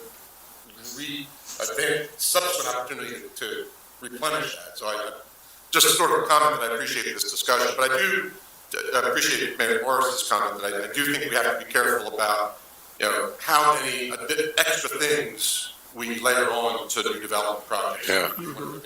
An attractive place to develop. Yeah. And then I guess, I have a question, which is maybe a little bit for Mayor Sirachi, a little bit relative. Is our pension burden higher now than it was in earlier administrations, or is it relatively on the same scale? Our pension burden has grown over time, and if you look at some of the charts from Tina's presentation or previous years that Patrick Hopkins presented, you'll see that the police pension has increased pretty steadily, and we're looking at another couple $1 million increase next year. Jesus. Whereas our state aid has remained flat, and I'm pretty sure that chart was included in the budget presentation that Tina gave. So on the Fire Bureau side, it is steady and may decline in future years because there has been a reduction in staffing in the Fire Bureau. So, Mayor Stork, when you came into office, how many firefighters were there? Gee, I don't know. I know I laid 13 of them off. So, yes, you laid 13 off. Mayor Morris, do you recall how many firefighters you had when you were in office? Many more than today. Yes. So there's been over time a reduction in the number of firefighters. So that affects our pension contributions for these future years. Also, to give credit to Patrick, there was a significant change in our pension obligations when we stopped providing health insurance past age 65. So in previous contracts, we were providing health insurance beyond the age at which retirees were eligible for Medicare, and that changed. Do you remember what year that was, Mayor Gray? I don't know what applies to me, though. I know that.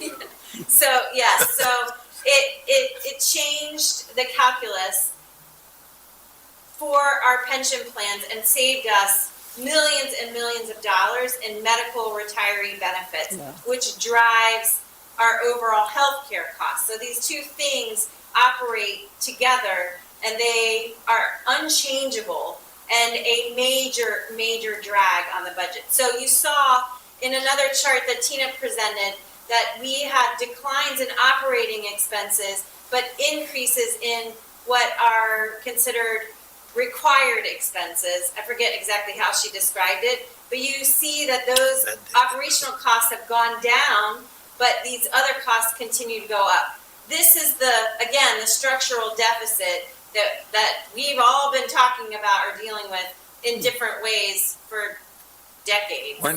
Is the self-insured program still saving us money? The self-insured program is still saving us money, and healthcare costs continue to rise every year. Those two things are both true. Well, thanks for the new knee, by the way. Very good. Any other? Did any of you consider calling for a government study commission? Did we consider what? Consider calling for a government study commission? No, I didn't. No. I can say. If you go back and look at the management partner report, we cut like 15% of the staff. We did a whole lot of things that really made up for what was going to be a catastrophic deficit in 5 years, and we've continued to follow through on that.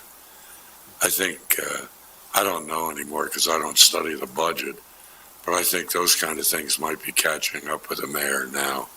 That you can only do that for so long, and then you start to hit the wall.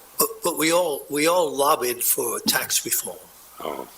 And went to Harrisburg, and my hope, I'm concerned with whether there's a cap on earned income tax and how it impacts the poor. That's my biggest concern.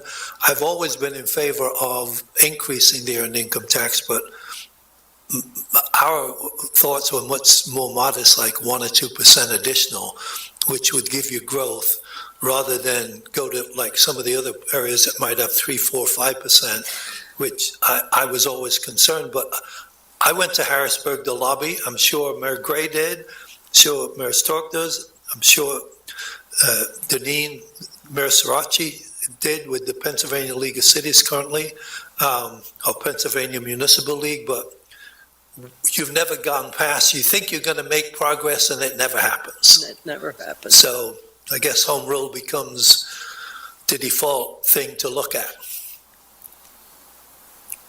We desperately need municipal government reform on the state level. You know how you know what balkanization is? Where in the Balkans, all these little countries and everything. Well, in the Balkans, they call it Pennsylvaniaization.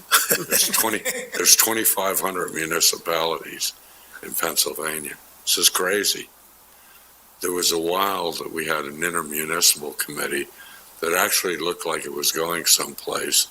And then Manheim Township pulled out of it and East Hempfield pulled out of it.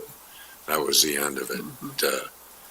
But we really desperately need cooperation that goes beyond borders. So you actually did answer this in your opening statements. The follow-up is, should Lancaster City be considering a new home rule charter?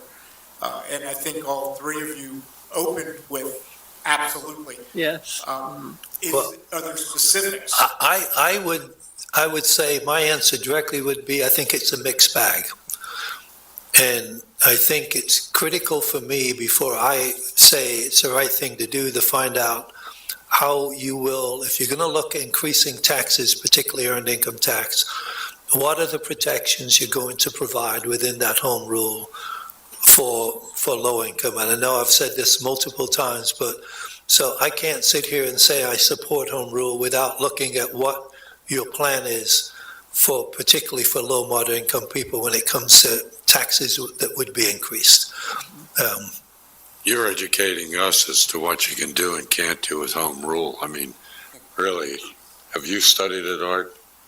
The only thing I did, I came to some initial meetings when it was explained and listened, and that's why I was surprised to hear that maybe you could put a cap on earned income tax, because I thought the people from the state were pretty clear at that point saying you could not do that.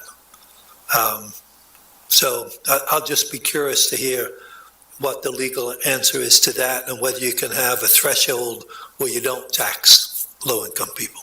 I would also hope that the commission, when you look at any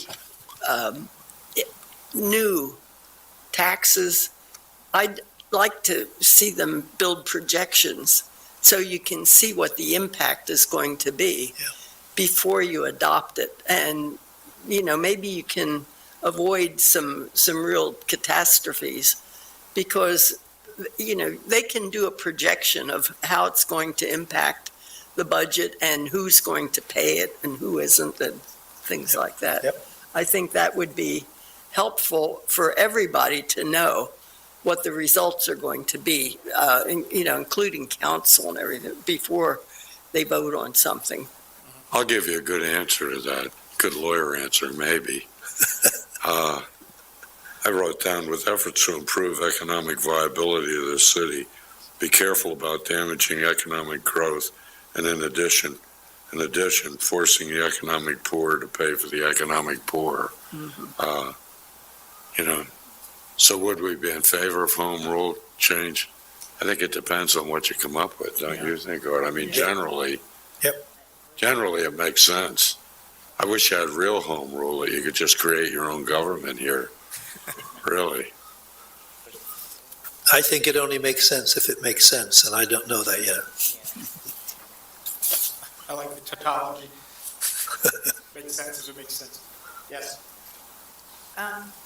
All of you, it seems like you faced a major deficit crisis, and I'm wondering if you could, I know you've talked about it, but could you each briefly summarize the things you did to address the deficit crisis, whether that was cut services or cut staff or whatever that is? Well, I can tell you, for us, we would raise taxes every other year, and it might only be $500,000. But once you get that increased revenue, you get it forever unless you cut taxes. So for this year, for instance, if the city can get $2.5 million or whatever it is for a mill, if they increase $1 million, you get, and you have it 10 years, it's $25 million additional dollars you get. So we would raise, we didn't raise it every year, but we paid as we went. We balanced the budget. We didn't look at it as a structural deficit, quite frankly. We looked at a responsibility if you had to raise taxes and cut costs. And we looked at, back then, also going with self-insurance. I mean, I'll just belabor this point a little bit. Educators Mutual invested to come downtown, and it's where the School of the Arts is now. And they moved into downtown, and we built, through the parking authority, the garage. And so I was approached by Ken Stout and somebody else about self-insurance, and I said, Ken, we're not changing from Educators Mutual. They've just committed to come downtown. He said, well, let me just come in and talk to you. So he came in and chatted and showed that he could save us about $300,000 a year. We ended up going with them. So that's another way to save costs. The mayor's mentioned the change in benefits for firefighters after they retire. So it's a combination of cutting costs and raising taxes. If you had more in earned income tax, that would grow. The problem with real estate, it doesn't grow. The only way you get it is by increasing taxes. The good thing about real estate taxes is they don't decline either. I mean, that's a two-edged sword. Well, they don't, but they do. Well, They do by this. There is reassessment every year. And you can bet, not reassessment, somebody has a tax appeal, the private sector, and you'll see big chunks of savings. And if you map out all the growth in the city that you've seen written up in development, you will see it's only grown about 0.5%, a small amount. Why? Because for all the increase in tax base, there's been a decrease because of tax appeals. That's the problem with being in an older city, that businesses can usually make a case for lowering their taxes. The Marriott right now is assessed, the new one assessed at $46 million. You can bet as soon as they are no longer, as soon as they're required to pay taxes, that they're not until 2029, you can bet when that day comes, there'll be a tax appeal very quickly to lower that. And the tax appeal, the city has nothing to say about it. It's done at the county level. So you just accept what they take away from you. And I don't know that that's ever going to change. Well, I don't think so. It is very hard because the mayor will work very hard for economic development, and all you're trying to do is just stay ahead a little bit. you can't economic develop yourself out of the situation that we're in. It's very hard. The benefits are too far down the road and too small, really. Yeah. The stuff that grows up around economic development, if the Marriott wasn't downtown, would downtown be alive right now? Really? I mean, I don't think so. I understand. You forced me to take the chairman of the convention center to almost get murdered in that process, but yes, I agree. You know, just generally, when you look at what's happening with property taxes and the assessments,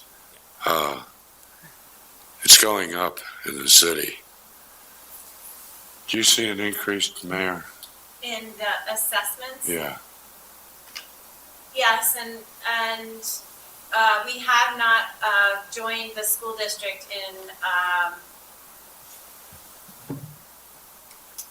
some time. I'm trying to think about the last time, because when the tax appeals happen, we are notified of them, and we can make a determination whether the city and the school district want to jointly hire legal counsel to Appeal. argue a case against the appeal. But that hasn't happened, and I can't recall the last time we've done that. But the city and school district do monitor those appeals, but we often don't appeal.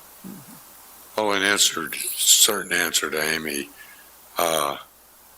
we did everything we could to cut staff, and we did it through attrition. I think we cut 15% of the staff. The police force was cut, especially when Lancaster Township moved out. We didn't need as many police officers.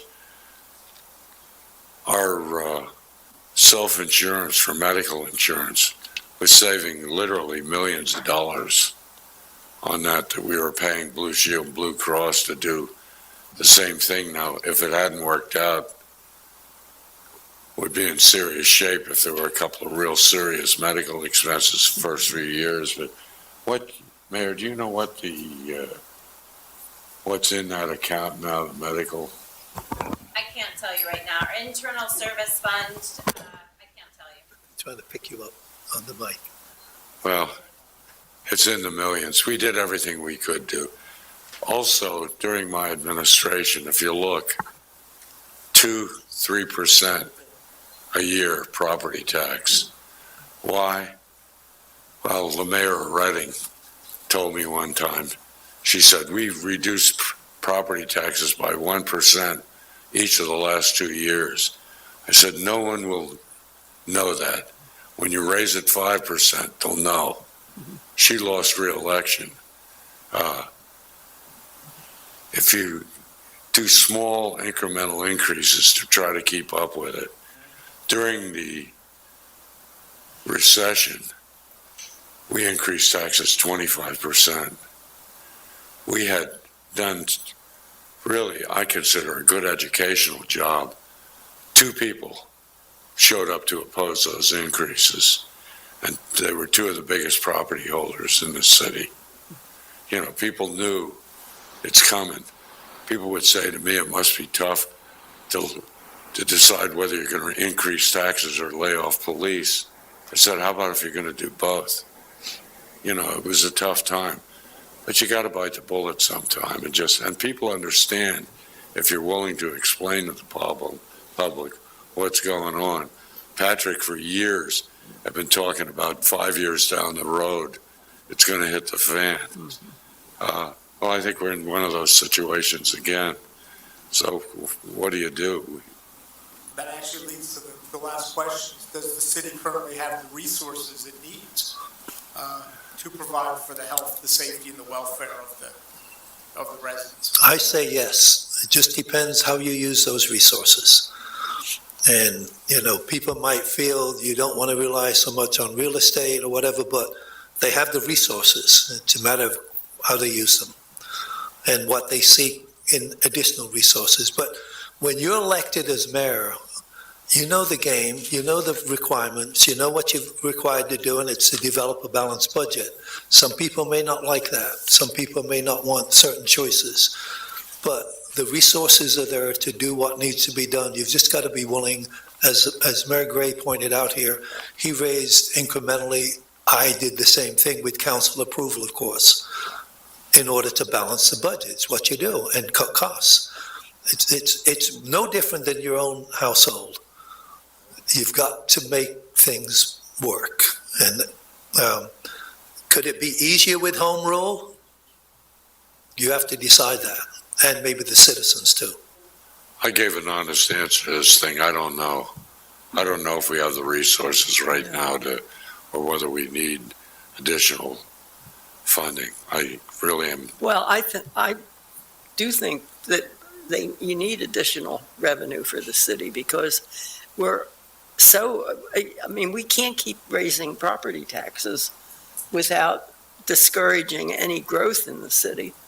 And we need to have other areas so that real estate doesn't climb so fast. And I'm very much in favor of finding new sources of revenue. But I think you also have to do those projections so you don't wish for something that comes back to bite. And you know, you don't want to discourage. I mean, at the present time, Lancaster is the most successful third-class city in the state. And many of the cities are very envious of what is happening here. You know, when I was in office, you could go downtown and fire a cannon down North Queen Street at 10 o'clock at night. Nobody would have known it. And, you know, it's a joy to drive through the city and see the hustle and the people coming in for the theater and for dinner. And, you know, they're all over the streets and everything. And that's when you have a safe city, when there are a lot of people on the streets. It keeps the crime from, you know, they're not the only people out in the street. And I just think that you don't want to destroy what we have. Please understand my comment. We've been talking about the problem with real estate taxes for decades. Decades. Yeah. We still have a great city, don't we? Mhm. So it's worked. Can it be better? Again, that's what your responsibility is to look at. Yeah. Would other revenue be great? Yes, if it's done in a balanced, appropriate way. So my answer is that they currently have sufficient resources. I think they do, because it's been this way for decades and we've succeeded. But is it time to kind of rely and get more assistance somewhere else? That's your decision. But I can tell you, Janice Stork, Rick Gray, Art Morris, we all dealt with those issues and raised taxes when we had to and cut costs when we had to. So you shouldn't be in a position where you think you've got to do this. You should be in a position whereby if you come up with something better, that's great. But you shouldn't feel it's an absolute requirement for you to do unless you feel comfortable that what you recommended is an improvement over what we have. I accused Art of sounding like a Republican or a Democrat earlier. Now I'm going to sound like a Republican. I don't understand. Being the mayor, it makes no difference who you are. It doesn't. The private sector has done a hell of a lot in the city of Lancaster. They have done a ton of investing money and at-risk money. I can think of half a dozen people that really put it on the line. So we owe a lot to them. We got to recognize what they've done and what they're doing and the continual growth. I used to say that the city's job was to mow the lawn, level the playing field, and get the hell out of the way. Because if people can make a profit, the place will open and stay open. I think the future of Lancaster City, if you look at work at home, it's really damaged a lot of our restaurants with the luncheon business. It's not crowded at lunch anymore, Janice. It's pretty empty. On the other hand, if you're going to work at home, do you want to work in an apartment where you can walk out and go to 20 different places for lunch, go back and work at home, go out at night, meet friends for a drink at a bunch of different bars? The future is with the city, even with that. So we're at a down, I think, right now, but it's going to be coming back, and you can see what they're building in the way of apartments. They're going to cater to that group of people. So we'll see where we're at. I'm really optimistic about the future of Lancaster.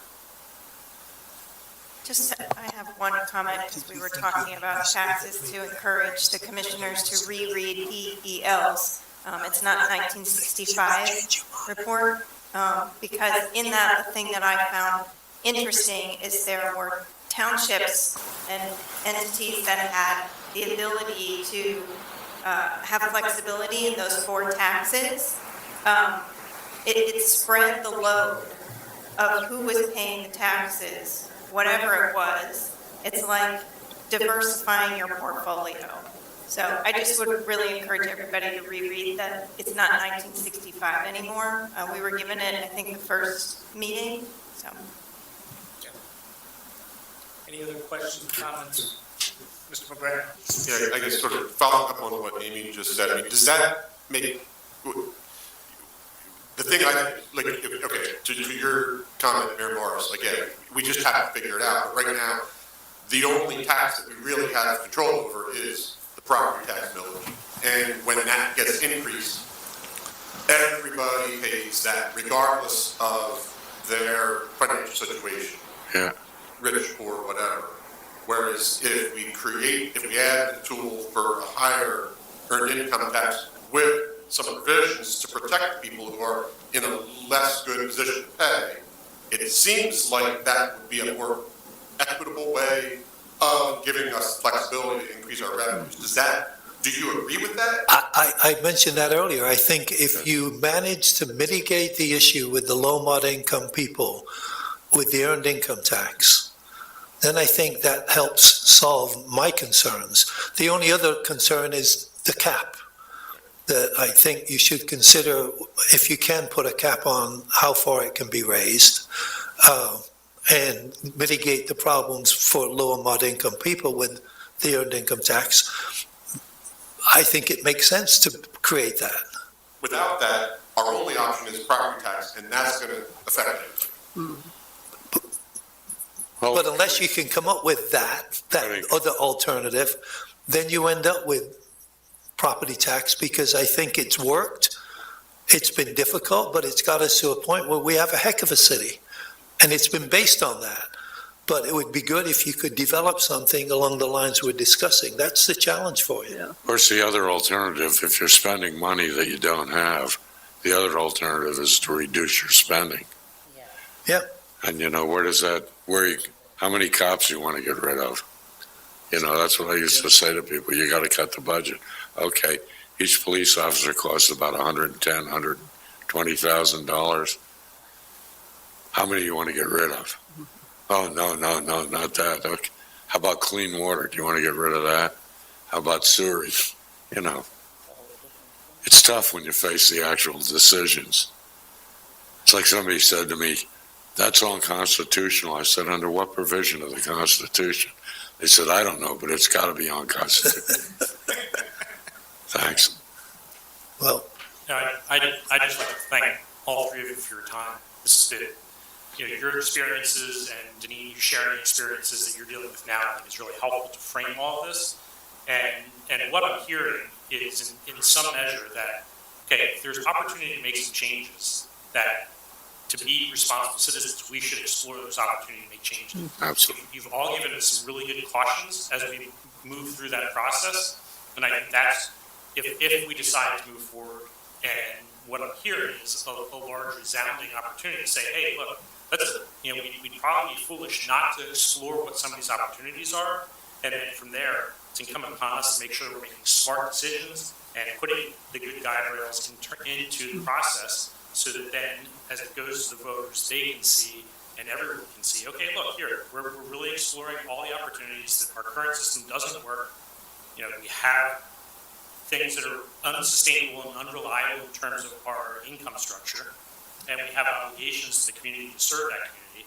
So now, how do we broaden that? How do we build this in a different way? How do we fulfill the obligations that we've created as a city to serve the constituents really well, serve the residents really well, but still really be mindful of their ability to contribute to that? Bert, I do appreciate, your strong emphasis on making sure that we're understanding how this is going to impact lower income folks, and Rick, your comment of all the unintended consequences of what could happen, and make sure that we're deeply considering those things. And I think that, as we go through the next stage of these processes, and make a final determination, do we want to move forward, but then to take all those cautions as really serious parts of our responsibility to bring something to the table to the voters to look at in November. Could I ask a question?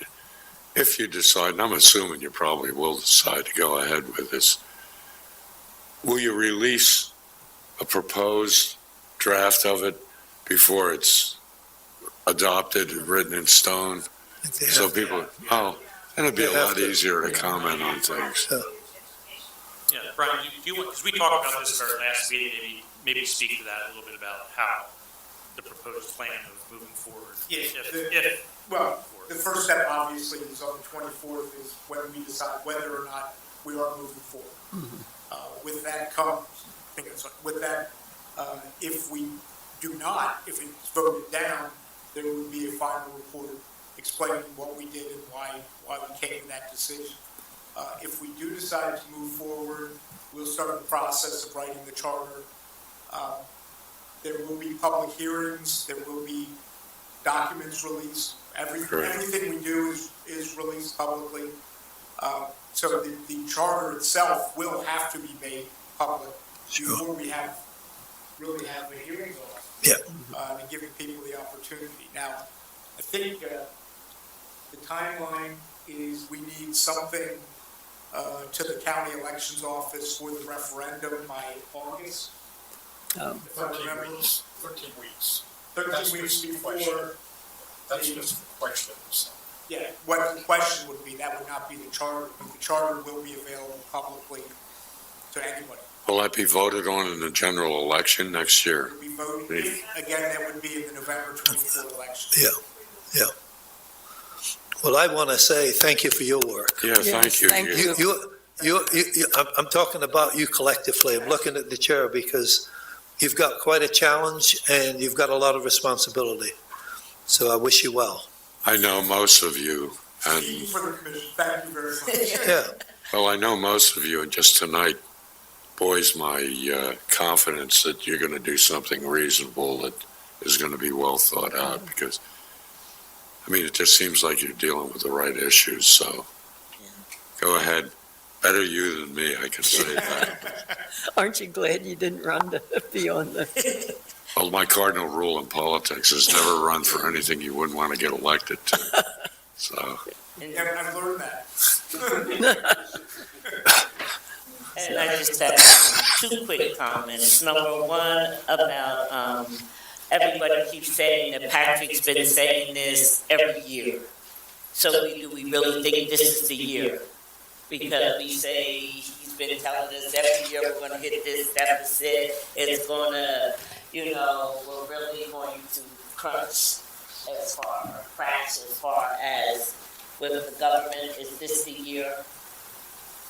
And I guess no one can really answer that, I mean, because we keep hearing this. I mean, I've been hearing this for all three of you, Yep. saying that government is going, we don't have the money, we're gonna go bankrupt, we're gonna do this. Oh. Yes, for all three of you, I don't know why I heard it even prior with even Mayor Diane. So I'm just like, okay, is this where we are really at? Darlene, you never heard me say we'd go bankrupt. No, I would never, no, I believe in a balanced budget. I just want to be clear. I would never use that term Right, because that would be admitting that I'm not doing my job. right. So I don't want to be too defensive, but I understand. my father used to say, live every day like it's your last, and one day you'll be right. Okay, We might be getting close. all right. I'm just saying. Oh, I agree. I've been hearing I agree. we are getting close. And I'm just saying, I really believe that that is true. That yes, we need to look seriously about taking some steps. If we're just crying, hey, we need more money, and we need to look at cuts, and maybe it means raise taxes, so I don't know. But I do have one other question real quick, and you might not even remember, but it was funny, I was looking for a paper, we need a procurement policy, and I found the agenda for city council.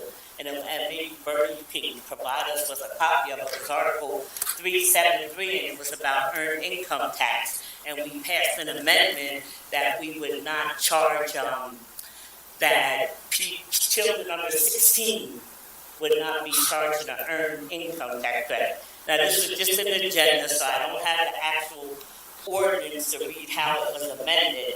But if we could get a copy of that for our next meeting, if you need it, it's 10/11/2011, ordinance number 9-2011.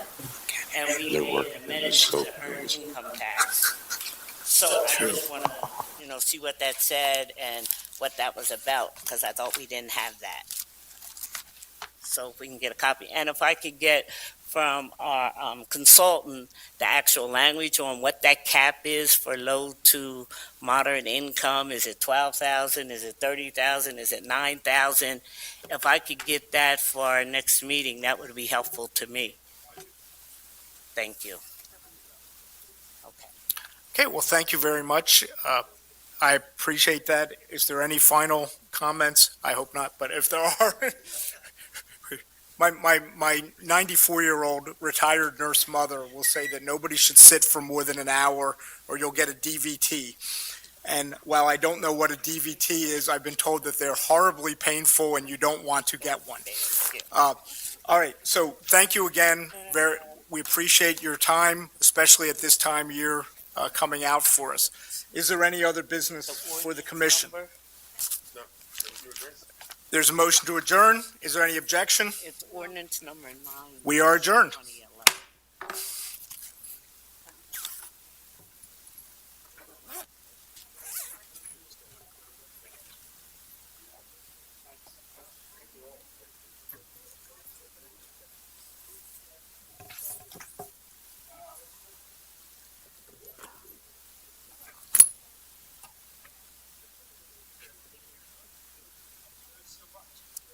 See you, Darlene.